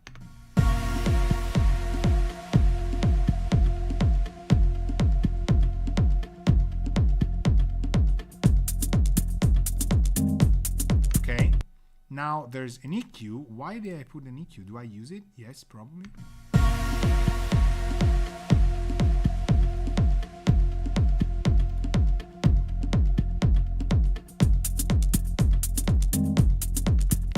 I don't know. This one I'm not gonna use. It usually goes in pair with the 60-30. I'm okay. Now the Sontec.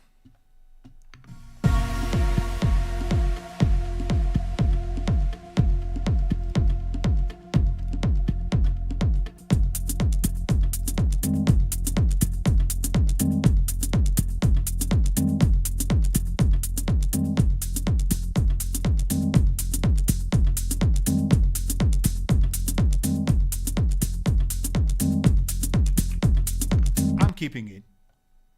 It brought a lot more beef in, right? Exactly.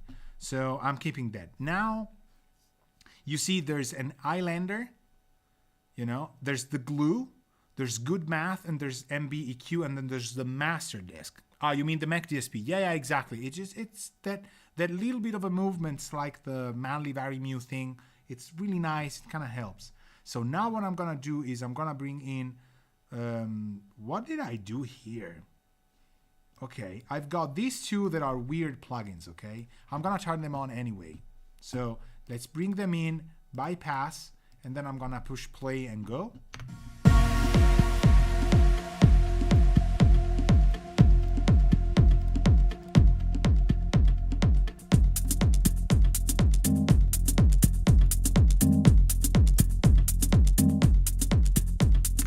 You know what? I'm gonna keep it bypassed for now because they're not really adding much. Let's see the glue though.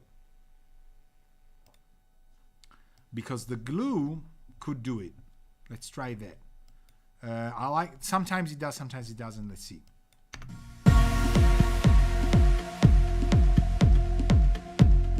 Okay, is it on? It isn't. All right, I mean, it's on, but it's disabled. Okay.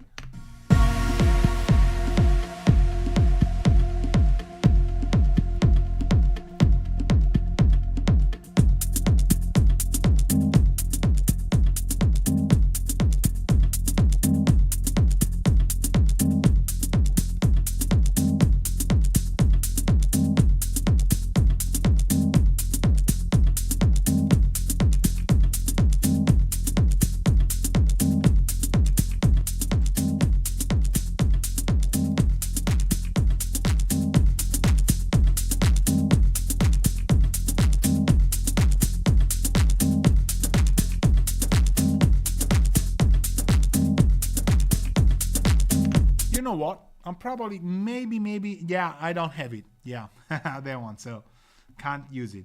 Doesn't really matter that I'm using this. You know what I want to use? That will use the God particle. This is just how you completely lay waste on. Why does it start like this? It's insane. So I'm gonna try it again. But actually, this one I need to try on the part where the synths are playing. Here. Here.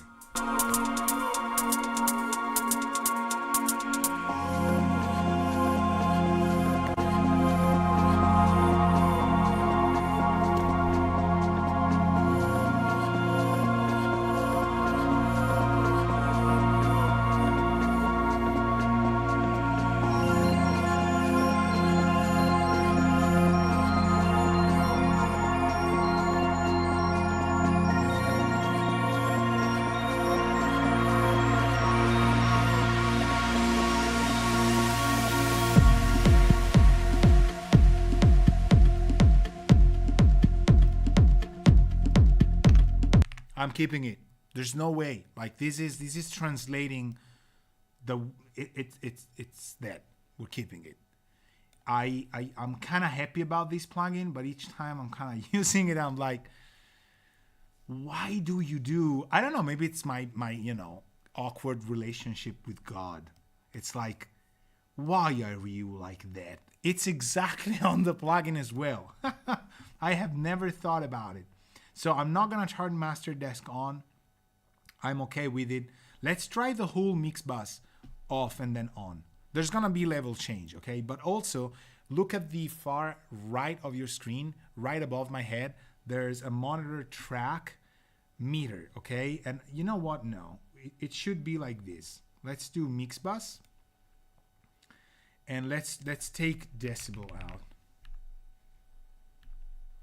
Why? Why is decibel in SoftTube? I have 2 decibels. No wonder then my things crash all the time. Okay, let's do. This is too big for comfort, but okay, let's keep this because it's Fuse Room's 2025 thing. Okay.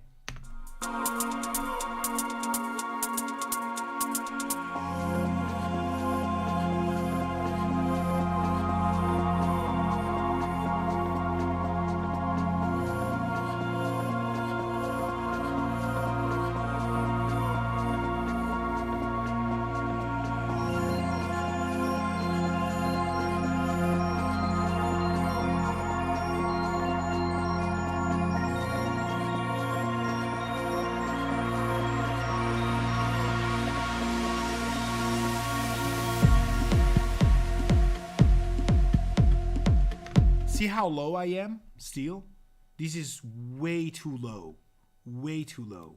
So I'm gonna keep this, but I'm gonna just make what is it, like a simple one? Small meters. Okay, we're borrowing it from our good friend Michael. Yo, here. What's they're calibrated to? -8, right? That's gonna be too much. Such a reckless engineer. I mean, he can do it, but I don't want to do it. I'm gonna have a -10. Okay. Let's go in the drop here. Yeah, I mean, we can push it still. We can still push it a lot.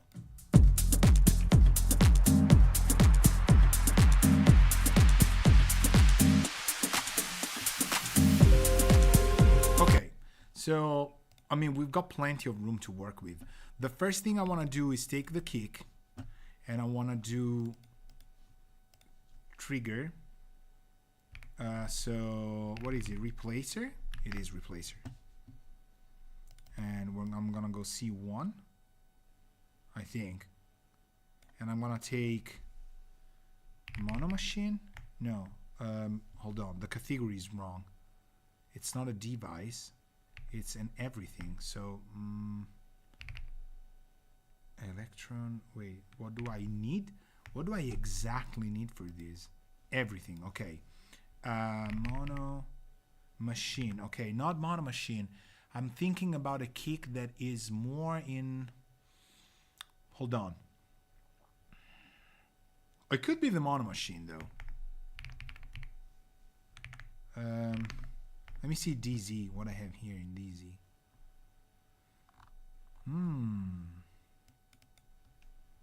Okay. I'm gonna go with it. Where is that?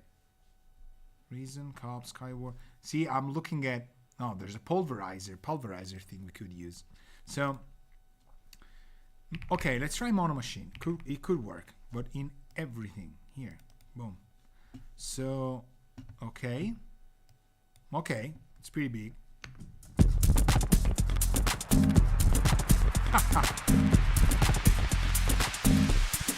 Now, I think I have to kind of send these to another track because it's not replacing 100%. It's kind of weird though, because it should have completely, but that's not really what I wanted. Okay, you have to bear with me for a second, because is there a pattern here? Yeah, no. It's probably not what I wanted. No. Okay. Why is he doing that though? Oh, because it's a little bit too. That's a groovy thing that I did. Okay, no, it's not this one. So let me go. Let me try. I have a kick in mind. I just don't know where I should get it. So just kicks. 12 kicks. Oh, there's a device that I have to load. Okay. Okay. Let's try this. Or maybe I'll just tweak it differently. Okay, let me try this. Just kick 1. Okay. It's not oh, okay, sorry. Hear it? This. Let's use this. Now, is this guy playing on top of me? Okay. Now, nice.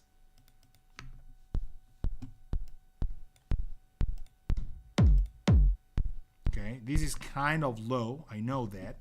Now we're gonna try and kind of push it up. I'm probably gonna do it from greater, or maybe crispy. I just want to redesign the kick before we move.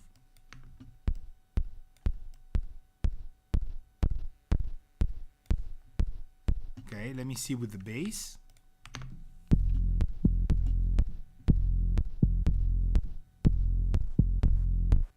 Okay, I like this. I need a second kick though. Okay, I know I'm completely redesigning things, but I need that. Otherwise, it won't sound what I have in mind. Okay, let me do this. Let me pick another sample here.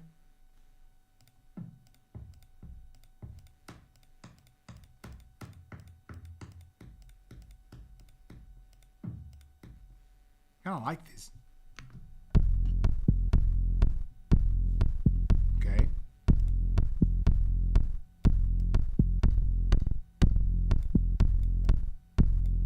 Okay. Now it's better. A kick is gone, I know, but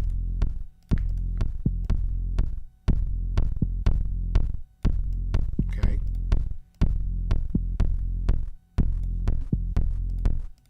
I should actually also keep the one that we had. Why not?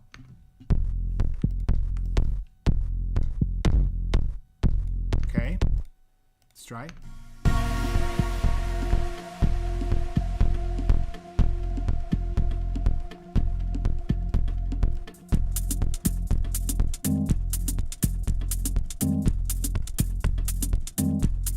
Okay, and now I'm gonna redesign the loops, the hi-hats very quickly. Who's here? Okay. Where are the hi-hats at?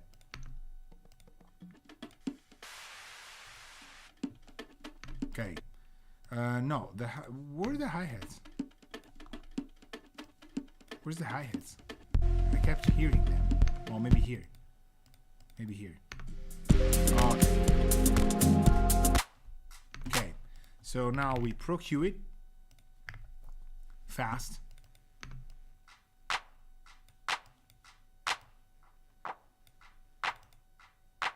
Here. Okay, I'm gonna go drums.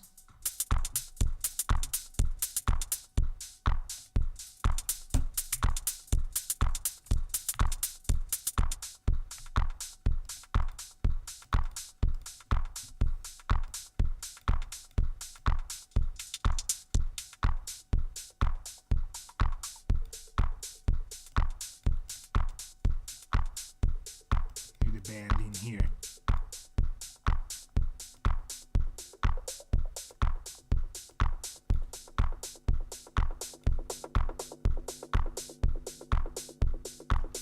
Okay.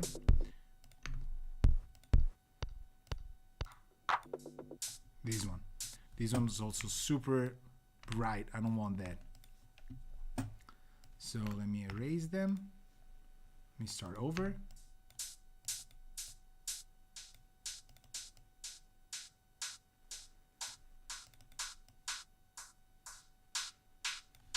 Okay, drums again.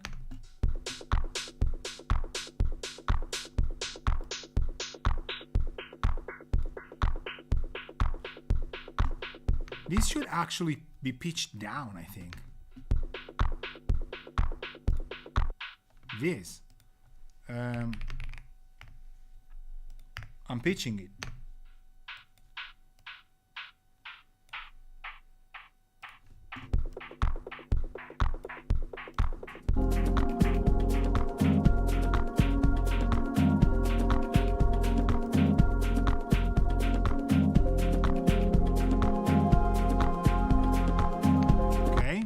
Taking a lot of the highs out. I want to make it a lot darker. Okay. And now we do something like, now we start doing it weird.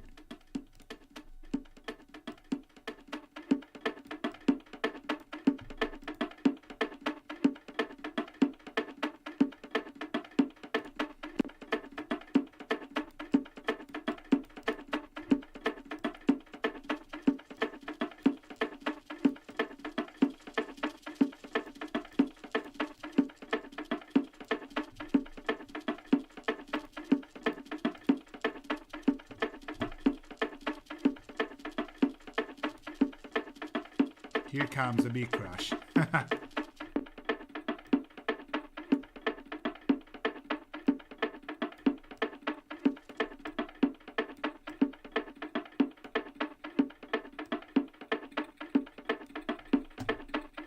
Oh, I like this. Okay, it's going, it's going. Let's keep going. Okay, too simple. Let's multipass these as well. I know I'm kind of redesigning it, but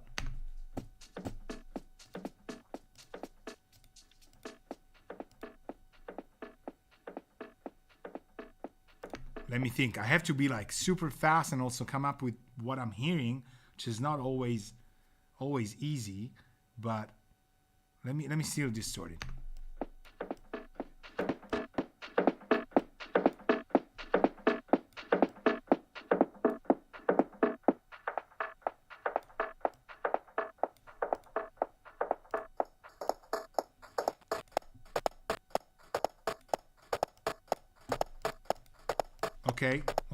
Okay. This is good. Now, these never played on this plugin while audio is going unless you have a custom preset, which I keep forgetting to make because it's gonna explode on you.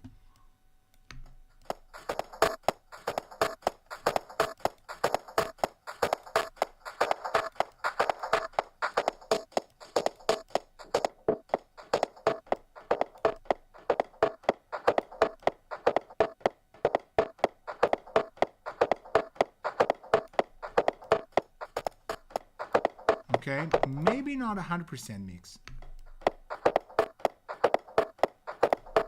Okay, I like this. Let me hear beats and drums.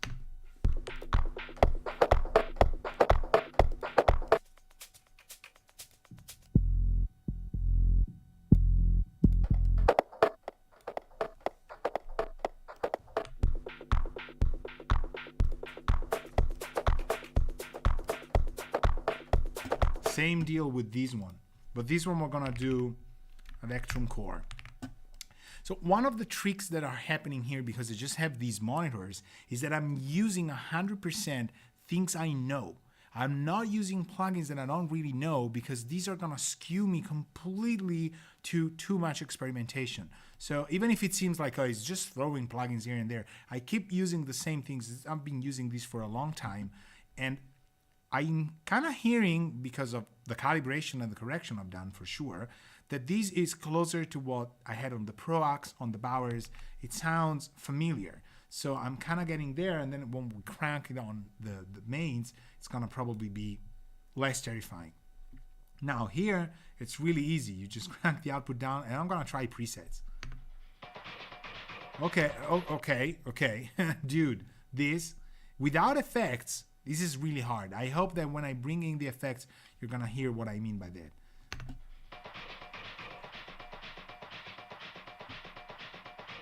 Okay, so this is good.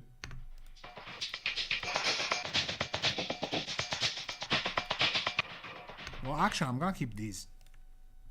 I don't need highs. That's kind of the vibe.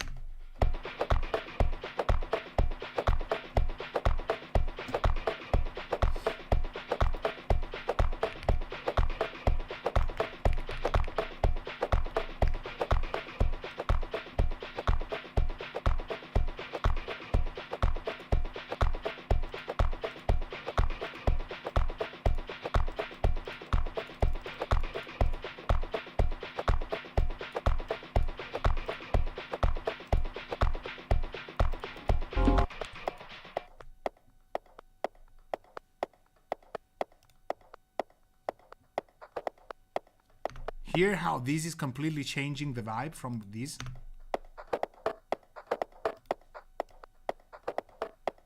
Okay, and then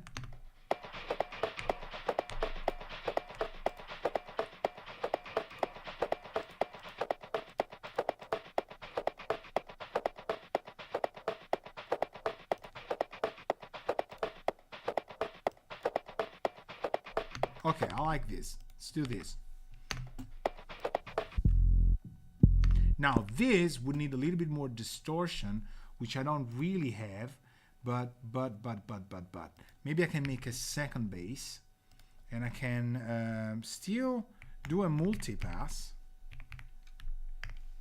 Oh, you know what? No. I had an idea. I've done this many million times. 60-60. This is gonna be, yeah. Also with tremolator. Yes, absolutely. So this one, I want to do this. Hold on. Let me do the 3 here.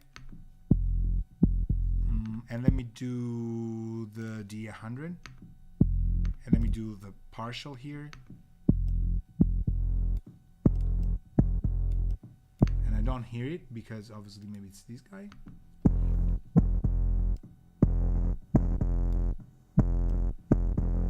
Okay, let me change this to this one. No, sorry, this one.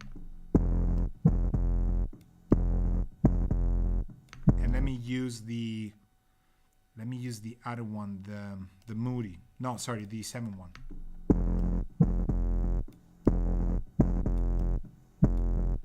No, this actually doesn't sound as good as I thought. Let me do this. Okay, you know what? This sounded good just with these. So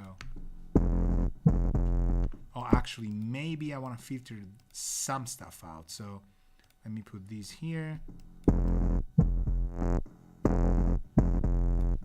This. Let me hear 2 basses. Yeah. Or this. Well, this it takes so long to open. Have I saved? Have I saved? Yes. Oh, there we go. It takes like 3 hours, and then when it pops up. So this one, I don't want modules here. I don't want modules here. I don't even want this. I just want the distortion, and then I'm gonna procure it anyway.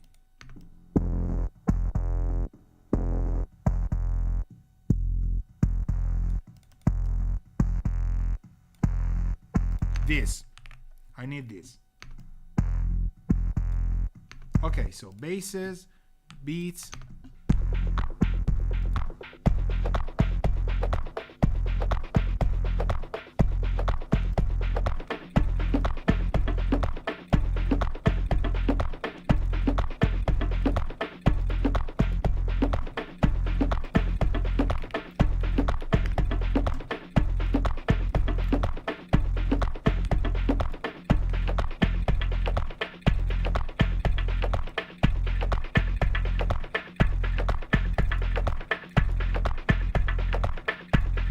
Okay.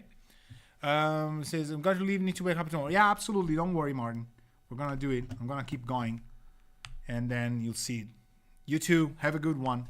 Thanks for joining.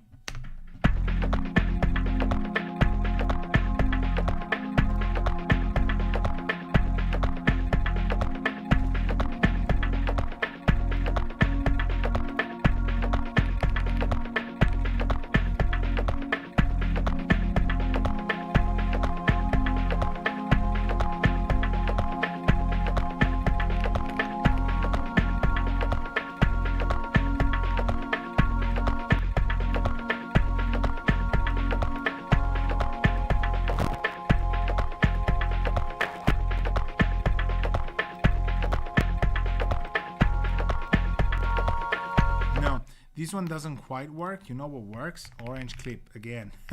Telling you. Just before here, bringing it up a little bit.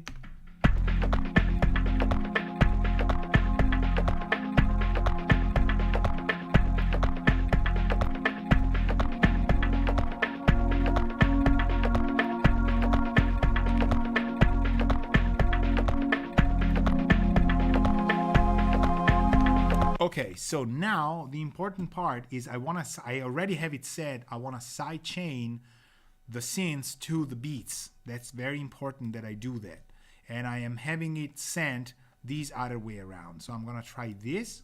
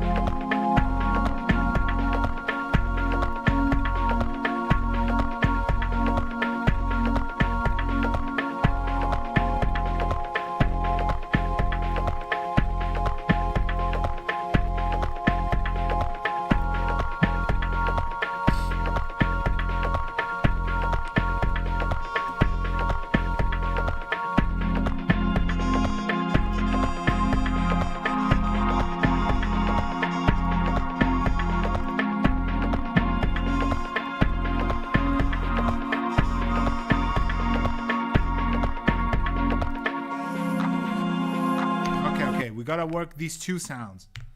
The trumpet's not staying as a trumpet for sure. Let me see where we Foreman filters maybe. Let me loop these part here. Actually, let me loop the part at the end. Control loop. Oopsie. What is this? What did I do? No, scenes. We don't do scenes here. We just loop people. Go. Why? Here. Okay. Boom.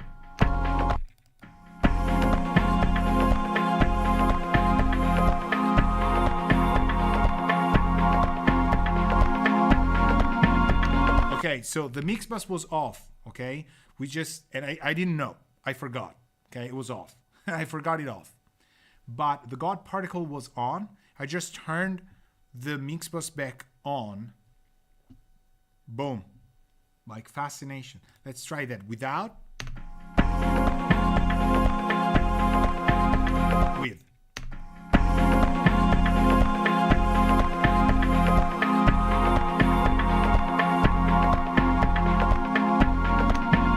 Tons more vibe. There's still no effects. Okay, I'm playing it. I'm doing it on purpose. I don't usually do these without effects, but I'm composing stuff in. Okay, so it's like a curveball of sorts.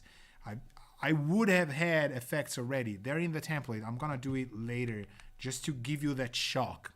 Okay, but I don't work that way, like 100% dry. But I'm still kind of learning the sounds, shaping things around. So that's good. Let me see the organics, though. We haven't touched the organics. Oh, we have to work on the trumpet.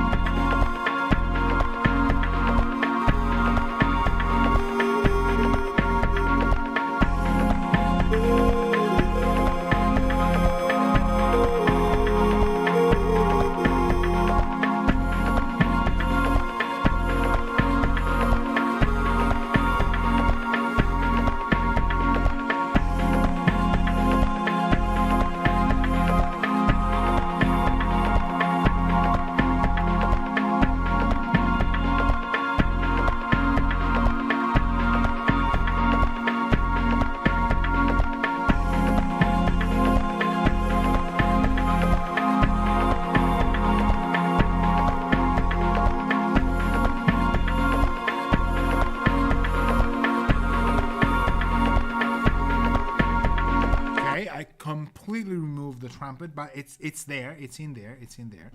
Organic. Oh my god, this thing's too detailed, way too detailed. Let me still go to electrum core. It's gonna be dangerous, but wow, okay, I didn't know this could be so good. I didn't know. Now what we need here is still, I think we gotta limit these, dude. Probably still we go for what we know. We go here and we tune core just these guy as a limiter. Here we're sealing it down.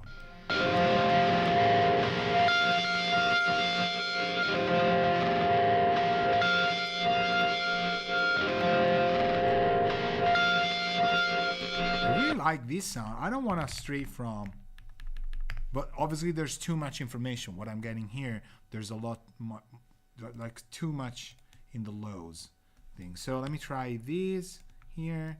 Let me got the drums obviously and bass. I want EQ with context, not just by itself.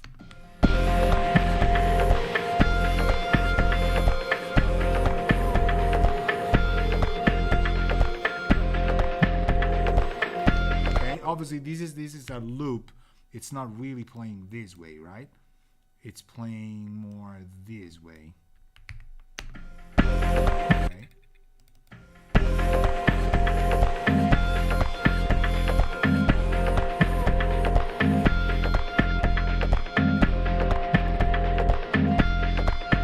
Okay, this is working, but I need this. I need another Pro Q right after. And I want to use these just for taking a lot of the meat, like the meat content's kind of bothering me somehow.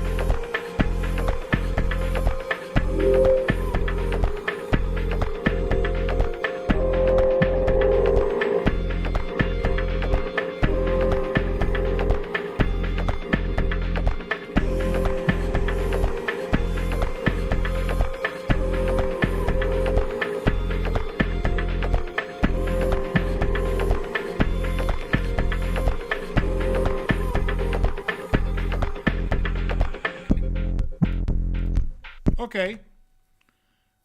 Ciao Studio Canino. Ok. Yes. You've, yeah. Thank you very much. I'll keep going. Just can't talk. I'll probably try and get it to like 15 minutes more. And then, I mean, I'm redesigning, right? Then I'll go to the mains and I'll comment on it, which is more what we pretended we needed to do. We actually wanted to have fun with this stuff. But so all ideas. I'm really taking something that, Mike has written very well for a completely different genre, and I'm getting myself fired. So yeah, don't worry, I'll be here. So we'll be available. So what are we doing? Our chords.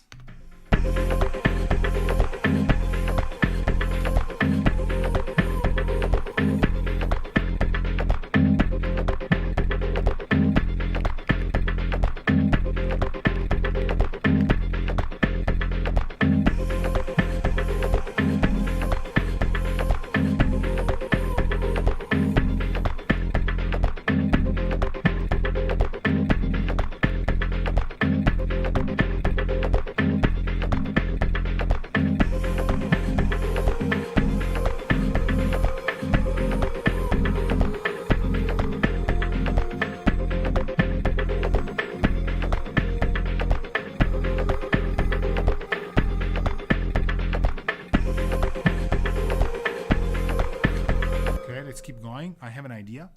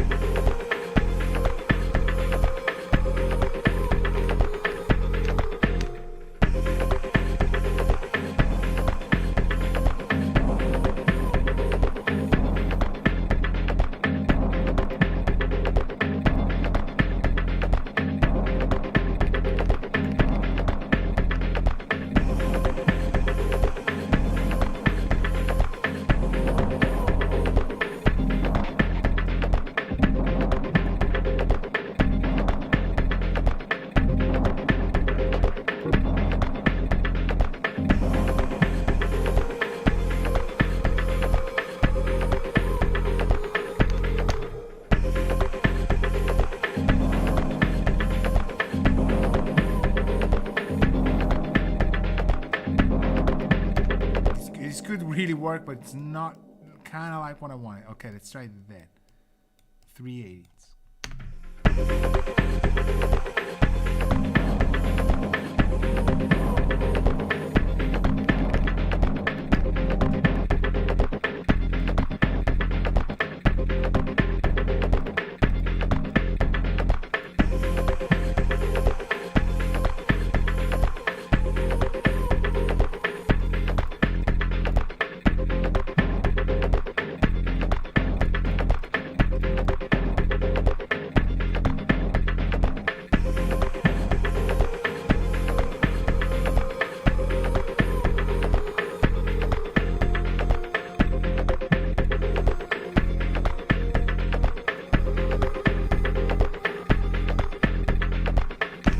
Now it's not playing any longer, so I hope my settings are good.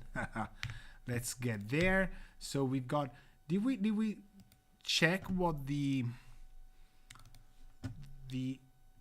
300, like the 60/30, is it like pushing too much? No, it's good. It's good. We keep it where it is. How loud are we now?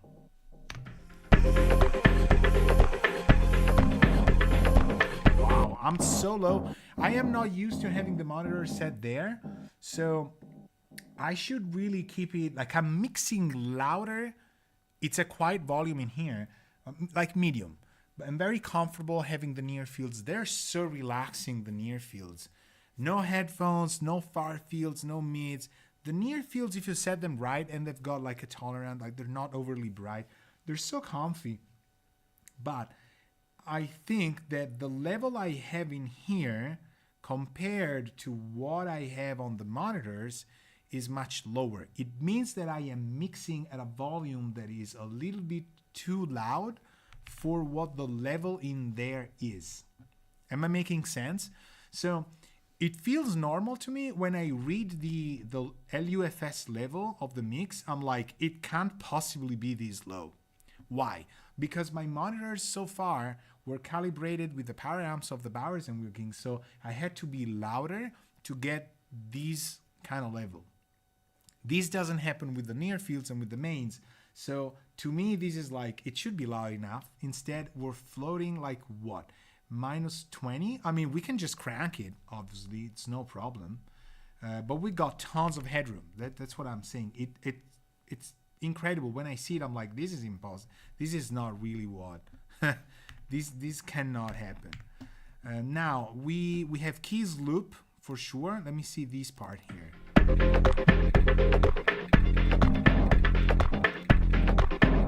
Okay, out the voices. Okay, here.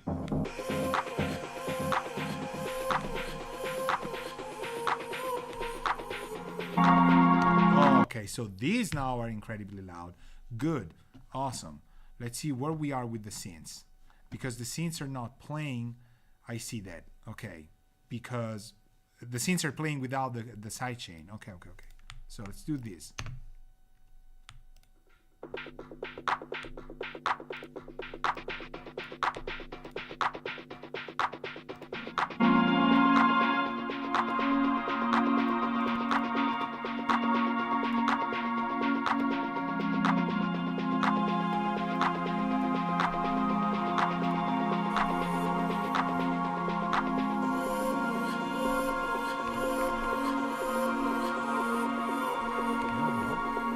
Let's do, yeah, no, let's do this. No, actually, no. Let's do the Benson. Let's do the Echo Rec, or what it's called, like what is it called? Not the Mew? Or why don't I have it? No, it's impossible. What's the Benson Echo Rec called in Pulsar Audio Land? I completely forgot. Well, AC300 will have to do. So here.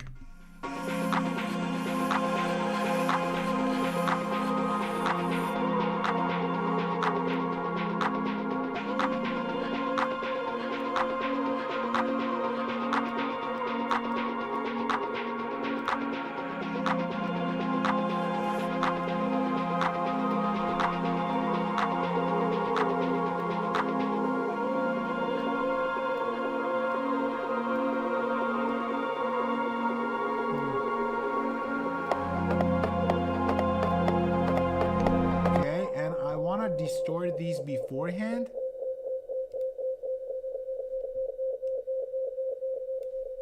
Obviously, me and the feedback. When I distort these beforehand, so let's do crispy. No, let's do greater. The greater good before that. As usual, careful with it. Go down here.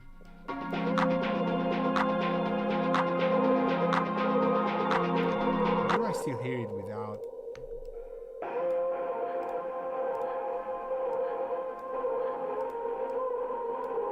No, this shouldn't happen, right? Should it? No.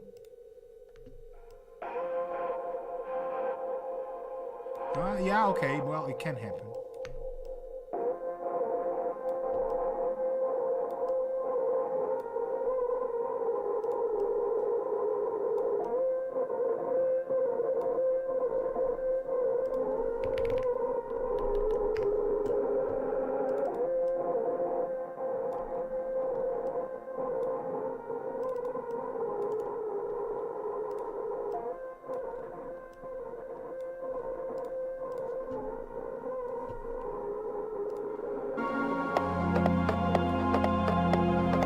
These perks, too clean. Are these guys? No, these guys. No, absolutely not. Absolutely not. Actually, let's use the AC300.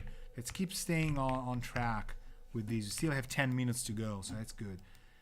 Like it's gotta be dirty.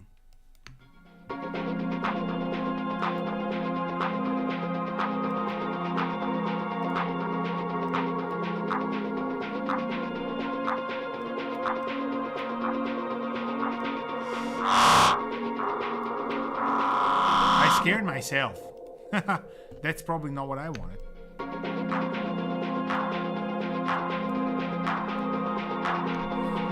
It's not pushing it as much as I want. So let me think. I think 66 is the way to go.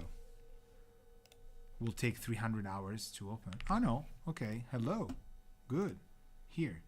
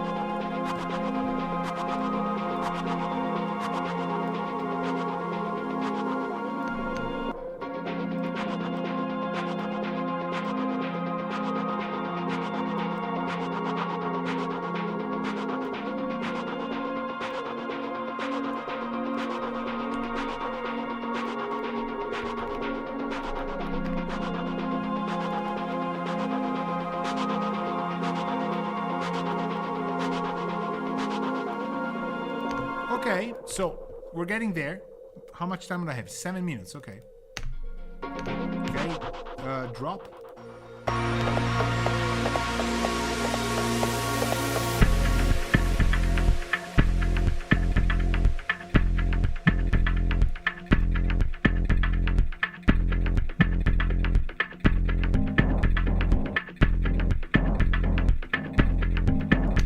Okay, I feel good. I feel good. This is it. So now we go for effects, okay? So we let it drop and we just go. We just let it flow, we just let it vibe with the effects, okay? In the drop. You see the effects here: timeline, big sky, volante, avalanche run, black hole, glitch, delay, rebouncer. They're all actually catacomb. The regenerator, you know what? Regenerator is off. Okay, we turn them on. Explosion imminent. Explosion imminent. So regenerator is kind of a dangerous thing. I don't even know what I did here. It's a multi-pass. Oh. Danger, Will Robinson. This is bad, but it's good. So now forest catacombs tunnel. Okay, let's not use these, but regenerator is kind of tempting.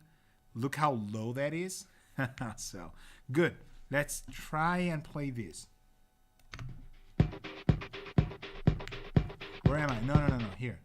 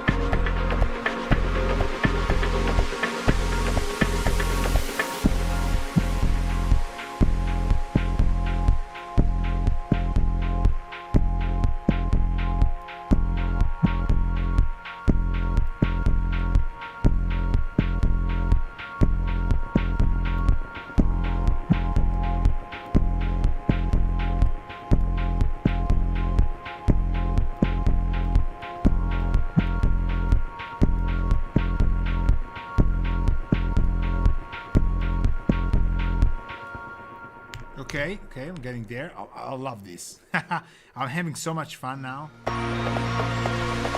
I was saying I'm having so much fun now. It's just unbelievable. I still got 2 minutes. This is good. Okay, so you would automate, you would do tons of things, but it's feeling really nice. Obviously, this is, you know, what I do, and it completely transformed. Let me try these 2 things first to see if they work. I don't know why or how they should. I don't know.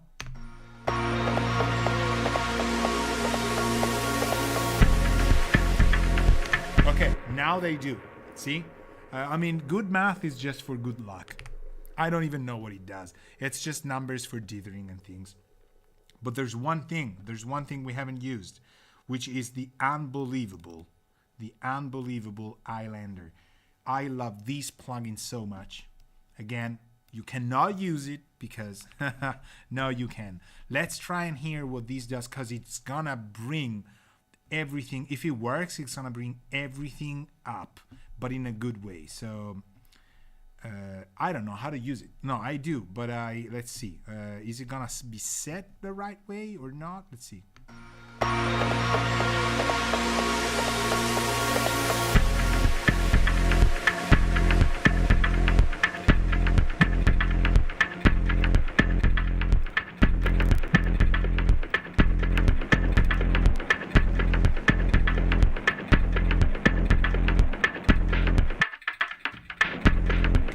This one's obviously pushing too much. So what we're gonna do, we're gonna put this in the back. Okay? Let's try this with the black hole for sure.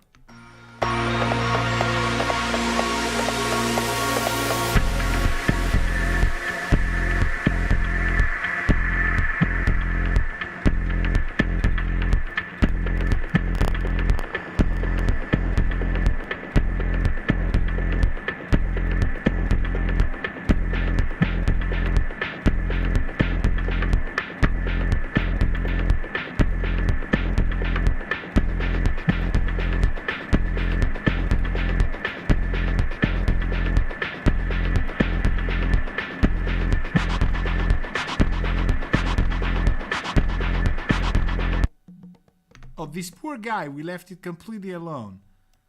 Okay, well, you're gonna stay. No. You're gonna go to DZ, well, you're gonna go to Crotosian, but you're gonna go pre, my friend. You're people that I put, not tracks that I put pre are almost sacrificing themselves for the greater good of the depth of the mix, okay? So I find tracks that I go by feel, like it feels good behind the Crotosian. These are all names I've made for reverbs I have.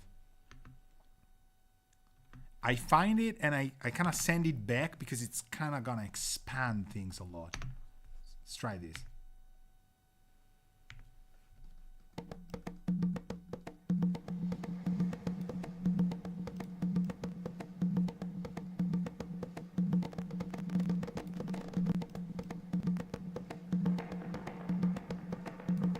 Okay, see the depth.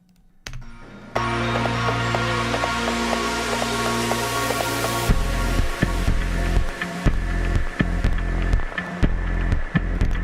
I think now the clips we're hearing, it's because we are past some good vibes of we're past the hardware, like we're clipping. I hear the clips of the buffer size. Okay, so this is where you hold on to your hat. We're going to increase the buffer size if I find where I can do it. So I'm gonna save. This is usually a good thing. When I get to the end, I kind of get to these 1024, you know, but I'm no longer composing. Please note that I have about 4.4 milliseconds of latency on the mix bus, meaning I could play, since in here you'd have it 100% in real time. I can play in real time in this template. It still flows, okay? So I don't know why Reverberate wants to do that, but probably because, yeah, I moved the folder again. So it's loading. It's loading. Let's press play again. I'm saving like crazy. Okay, we're good. We're good. We're good. We're good.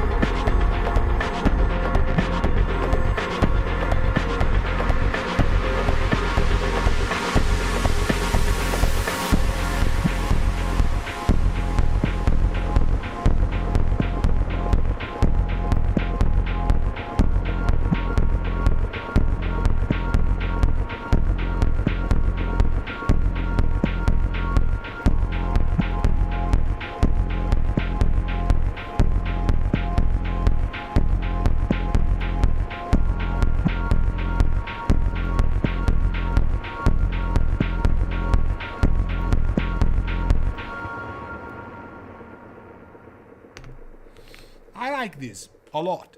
And now I'm gonna move to the mains and we're gonna see where we are, okay? So I'm gonna take the drop. Where were we? Oh, super mega drop. Okay, I'm gonna take these and I'm gonna go to the mains and I'm gonna comment on what I hear, okay? If I have to make adjustments, you know what? Let's kind of, it's probably not gonna be on the whole mix, maybe some elements. So what I'm going to do, just so you know, is if I hear something that's really weird, I'm gonna try and identify what sound it is that it's making that. And if I have to investigate, I'll mute the tracks. When I mute the tracks and I hear the problem going away, we found the responsible track, okay? And then we tweak it.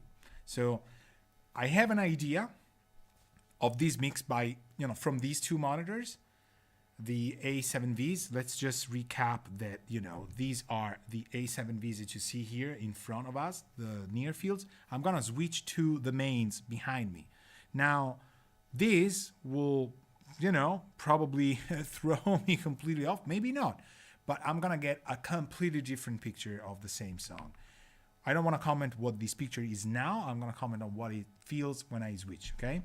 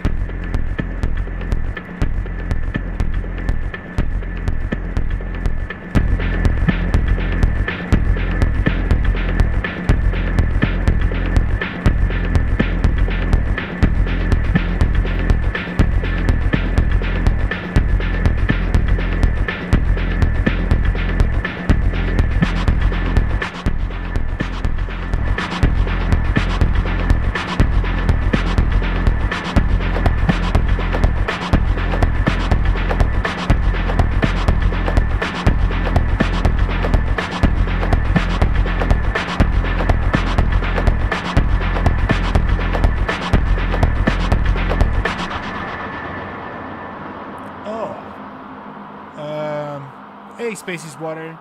I love this track, and I love how you tell us about how you're creating these and finding how to fix parts of your track. Thank you very much. I appreciate that. I love to do it, and as I said, I have for years, I still do, but for years when I was much younger, like 20 years ago, investigated what it was that was making things, go around and work. And internet wasn't available. I had to ask, and there's all of my past and experience. I'm super stoked and humbled that I can just tell you, and I don't want to feel like I'm no genius. I'm just telling you, it's easy. There's a method to do things. You just have to keep practicing and applying all the time. But I have this kind of excitement of knowing that you or anybody else watching these in the future, you're going to say, I kind of get it. I want to try something. And maybe I unlock something, because I missed these when I was much younger. I couldn't do it. It was not available, what I'm doing here. So I'm glad you like this track. This track was made by Mike Reynolds. Mike is one of my patrons, because I have a Patreon. Check it out. And we do tons of these. Today we're kind of mixing with me having 2 new monitors, 2 sets. So they're new, and I am, commenting on what I hear in the new monitors, but I'm also taking his song. Mike's song is kind of in the house music department. I love this song. I love the sounds he used, but I made it kind of an exercise to say I'm going to make it my own sound. So I make music for broken sound cards. Some people say that. It's true, though. Kind of true. But it's feeling good. It's feeling super good. So it helps me a lot when I get the problems of watching you solve that. Is really godsend. Thank you very much. I appreciate that. This is exactly why I'm doing this. I know how it feels when you're like, oh, I want to close this song. It doesn't work. Or the day after, like, I don't want to listen to the song. I know I will hate it. The one day you listen to it and you go, this is actually good. It's a great feeling when we make music that way. I know that. I know. So I'm super happy. This is a gift. Thanks for saying that, because it's really what makes it, important to me. So I started the drop and I moved to the mains, just so you know, again, the mains are those things behind there, which I gotta say, they look kind of polite. Like, they look like, life's good. They're not, that important. These things are huge and heavy, I'm telling you. And they're huge and heavy, and they look at me in a menacing way, It's like, the voice of truth. So we've been here for what? 2 hours, right?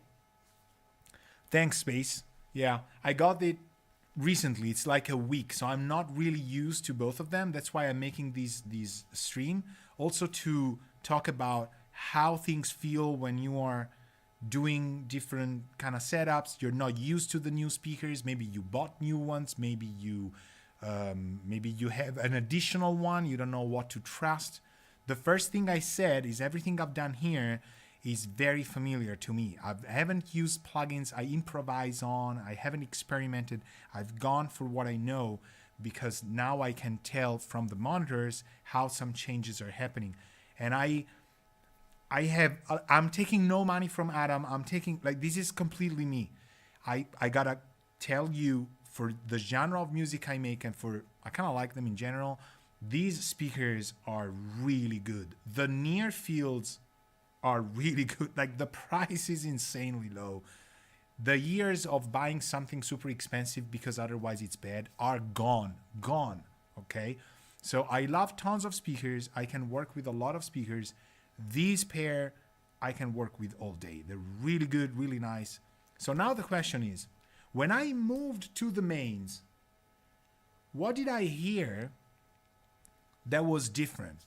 And I can guarantee you 100%, maybe this is for the first time, also because it's familiar to me, the moves I've done. It felt good. It was like, dude, don't change anything.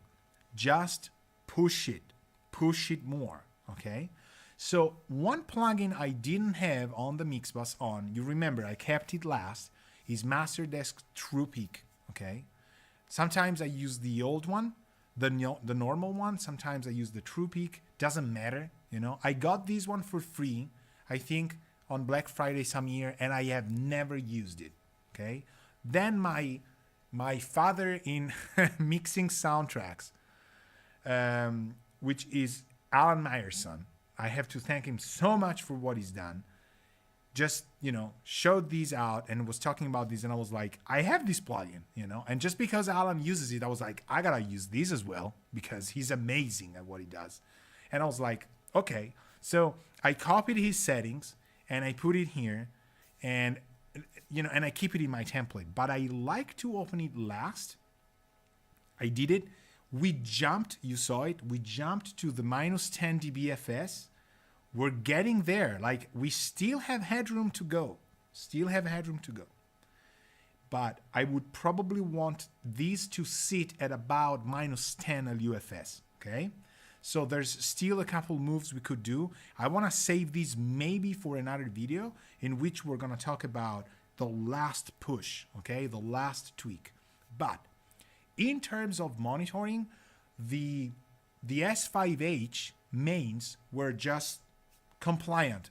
They just completely took the soundstage, opened it up, and just brought it up. Now, they cleaned it a little bit.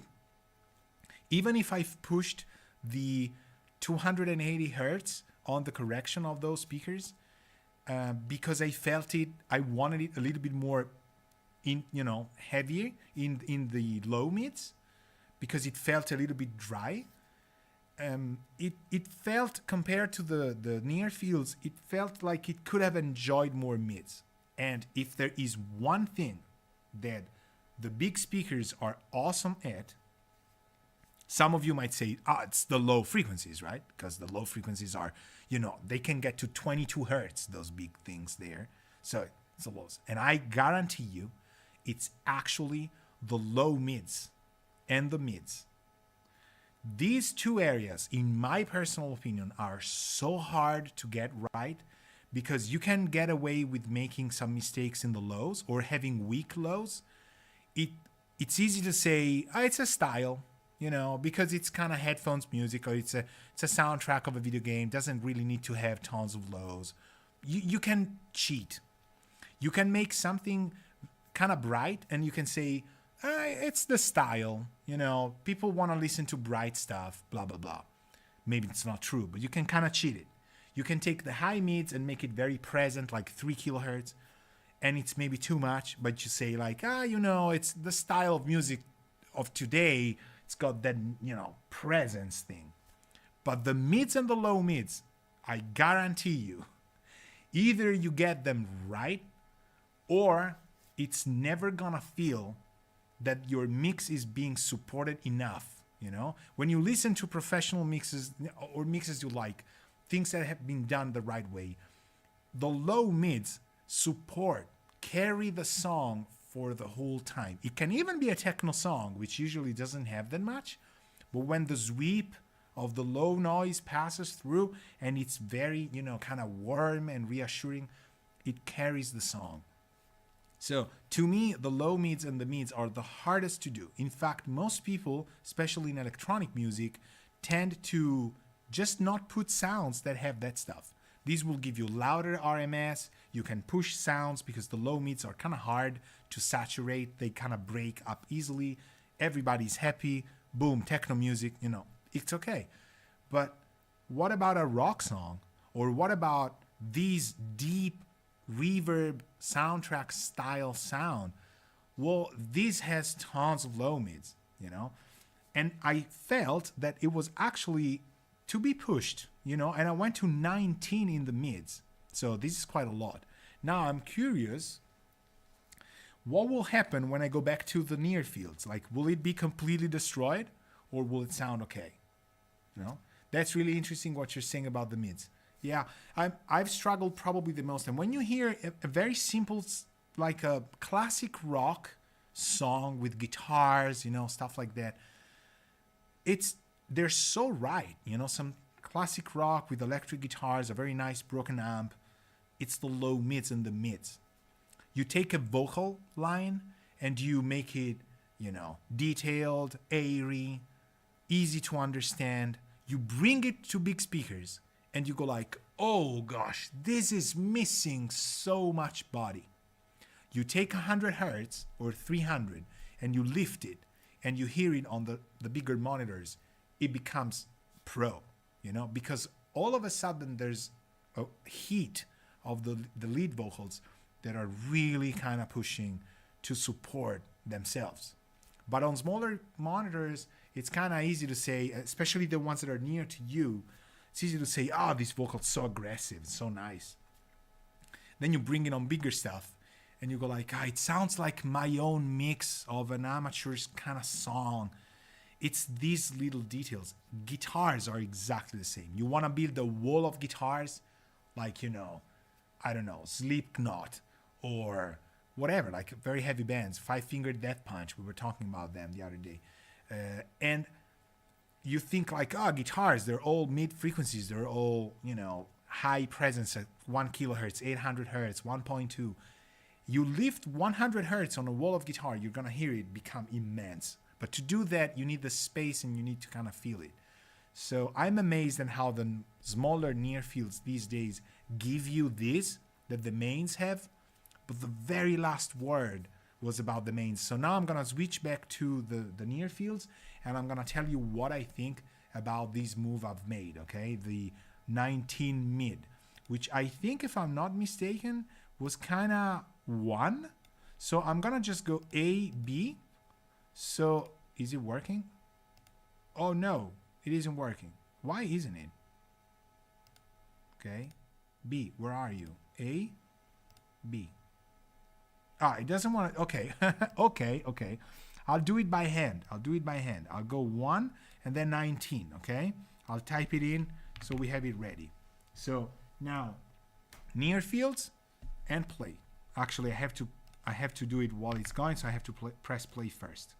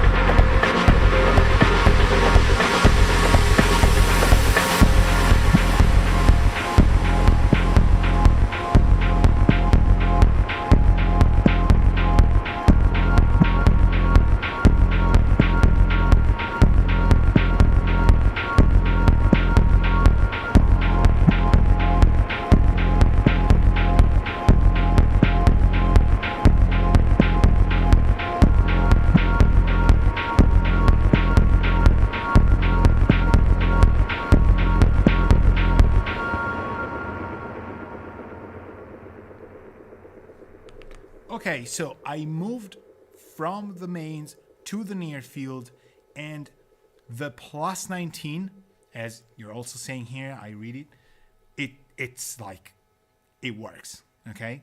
It works. It just fills things up. Obviously, when I've done the bypass, we'll lose volume, but master desk, I didn't set it for volume. I also need to push it. But it's interesting because when I'm pushing it, these speakers, they're set on my desk. So is the desk resonating? They're tuned where they are. So they're corrected. The software has been used to just get it there, the measurements and stuff, and it's paying back. The image is different than the mains, but it's essentially just scaling itself up, and it's insane. So I'm really happy about the configuration. And I have to tell you this, the plus 19 on the mids, I would not be sure I would be able to call it from just the near fields. I would need to kind of have some kind of experience of them, but from a week that I'm using them, these combo, I would not be able to say plus 19. That move I made on master desk, this plus 19 on the mids from the preset I had, it's only made possible because I was on the mains. On the mains, it's night and day. It's clearly just fuller, warmer, deeper. You can hear all the reverbs better. Nothing's compromised. It's just obvious. You don't need to be a genius or a VIP engineer. It's just like you want those woolly mids, and you have the tone control there, so that's what I turn, and I think it sounds amazing. You go back to the near fields, you take it back to where it was, and you go, no, go 19. Even if it felt it was full enough, you still benefit from that plus 19. But to say that I would have done it without the mains, now it's sad because those things are huge and big and expensive, but I would have not done it the same way. So the recommendation is not get the S5H. There's nothing about, Bitwig, Adam Audio. This is Berlin's best, finest, and I'm happy that I'm doing this. But, you need bigger speakers for this kind of referencing. So you cannot work with just bigger speakers, I'm telling you. I keep repeating what I said at the beginning. You need near fields. There is no way you can face days and days of work with huge speakers or headphones, in my personal opinion. Near fields is where it's at, for sure. But when you switch to the bigger guys, you're gonna go like, okay, instantly, this, go. I've done the same on a mix the other day where the vocals were weak and I couldn't feel it, until I switched to the big ones. So it's good to have two pairs to get yourself another opinion, but it's also better if you, instead of having the same size monitors, you have bigger ones and you push them far behind. You want maybe not to have all the details, although I'm telling you, those things are insane, and my Adams, the A7Vs are still a little bit dark, but they're not dark. It's just getting used to them, but the detail of the mids of the S5H is just unbelievable. And it's fast. It's so fast at even low volumes, at low frequencies, that the kicks just pop right there. So yeah, I mean this is a great combo for sure, but we have to learn the basics of it. What's the takeaway from it? Multiple speakers is a good thing. Do not switch speakers every 2 seconds. Keep a solid near field foundation, because that's where the game is at. You need near fields. Correct your speakers after you've done what you can with the room. Dial the voicing of the speakers so that it feels good to you after you've corrected them. And if you can, get bigger pairs of speakers to just do the contradiction, so that you have a larger diameter and you push them a little bit farther away than your near fields. You want more air and more volume being pushed to you. So more distance and more volume. There are things the bigger speakers, no matter how expensive they are, will never tell you as much as the near fields. I can tell you this is not a promotion for selling Adam Audio speakers. If you work just with expensive far field speakers, somebody's gonna get headphones and he's gonna tell you, there's a little noise that you haven't heard, and it's your fault. It happened to me. You haven't heard it because you are too far away and you're maybe using low volumes or stuff like that. It happens. Near fields will give you all the detail where it's at. So this is it, okay? This is the end of this video. I hope you like what I've done. This is obviously gonna be available as a video itself. It's not just a live stream. I'm, super stoked that we did this again. This is only possible because of my patrons and what they, support me with every month. We do tons of these things. We're bringing new topics. The brands that are supporting me, Adam Audio, Bitwig, that are, just providing me with these amazing possibilities and these instruments, they make us sound good because they make good stuff. So I'm very happy. They're also Berlin's finest, as I said. So my 8 years in Berlin have this kind of good memory of this solid stuff. Soundtrack material sounds insane on these speakers. The plugins I've used, you know them. I don't even have to resave that.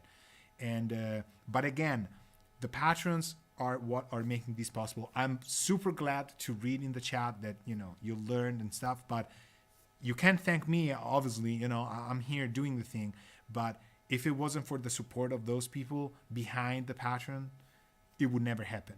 Okay, so brands and the people, thank you very much.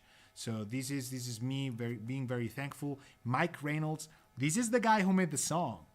So once again, if there's no song, there's no mix. Okay, just let's be clear. So I made the best sounding house soundtrack, cyberpunk science fiction house music ever.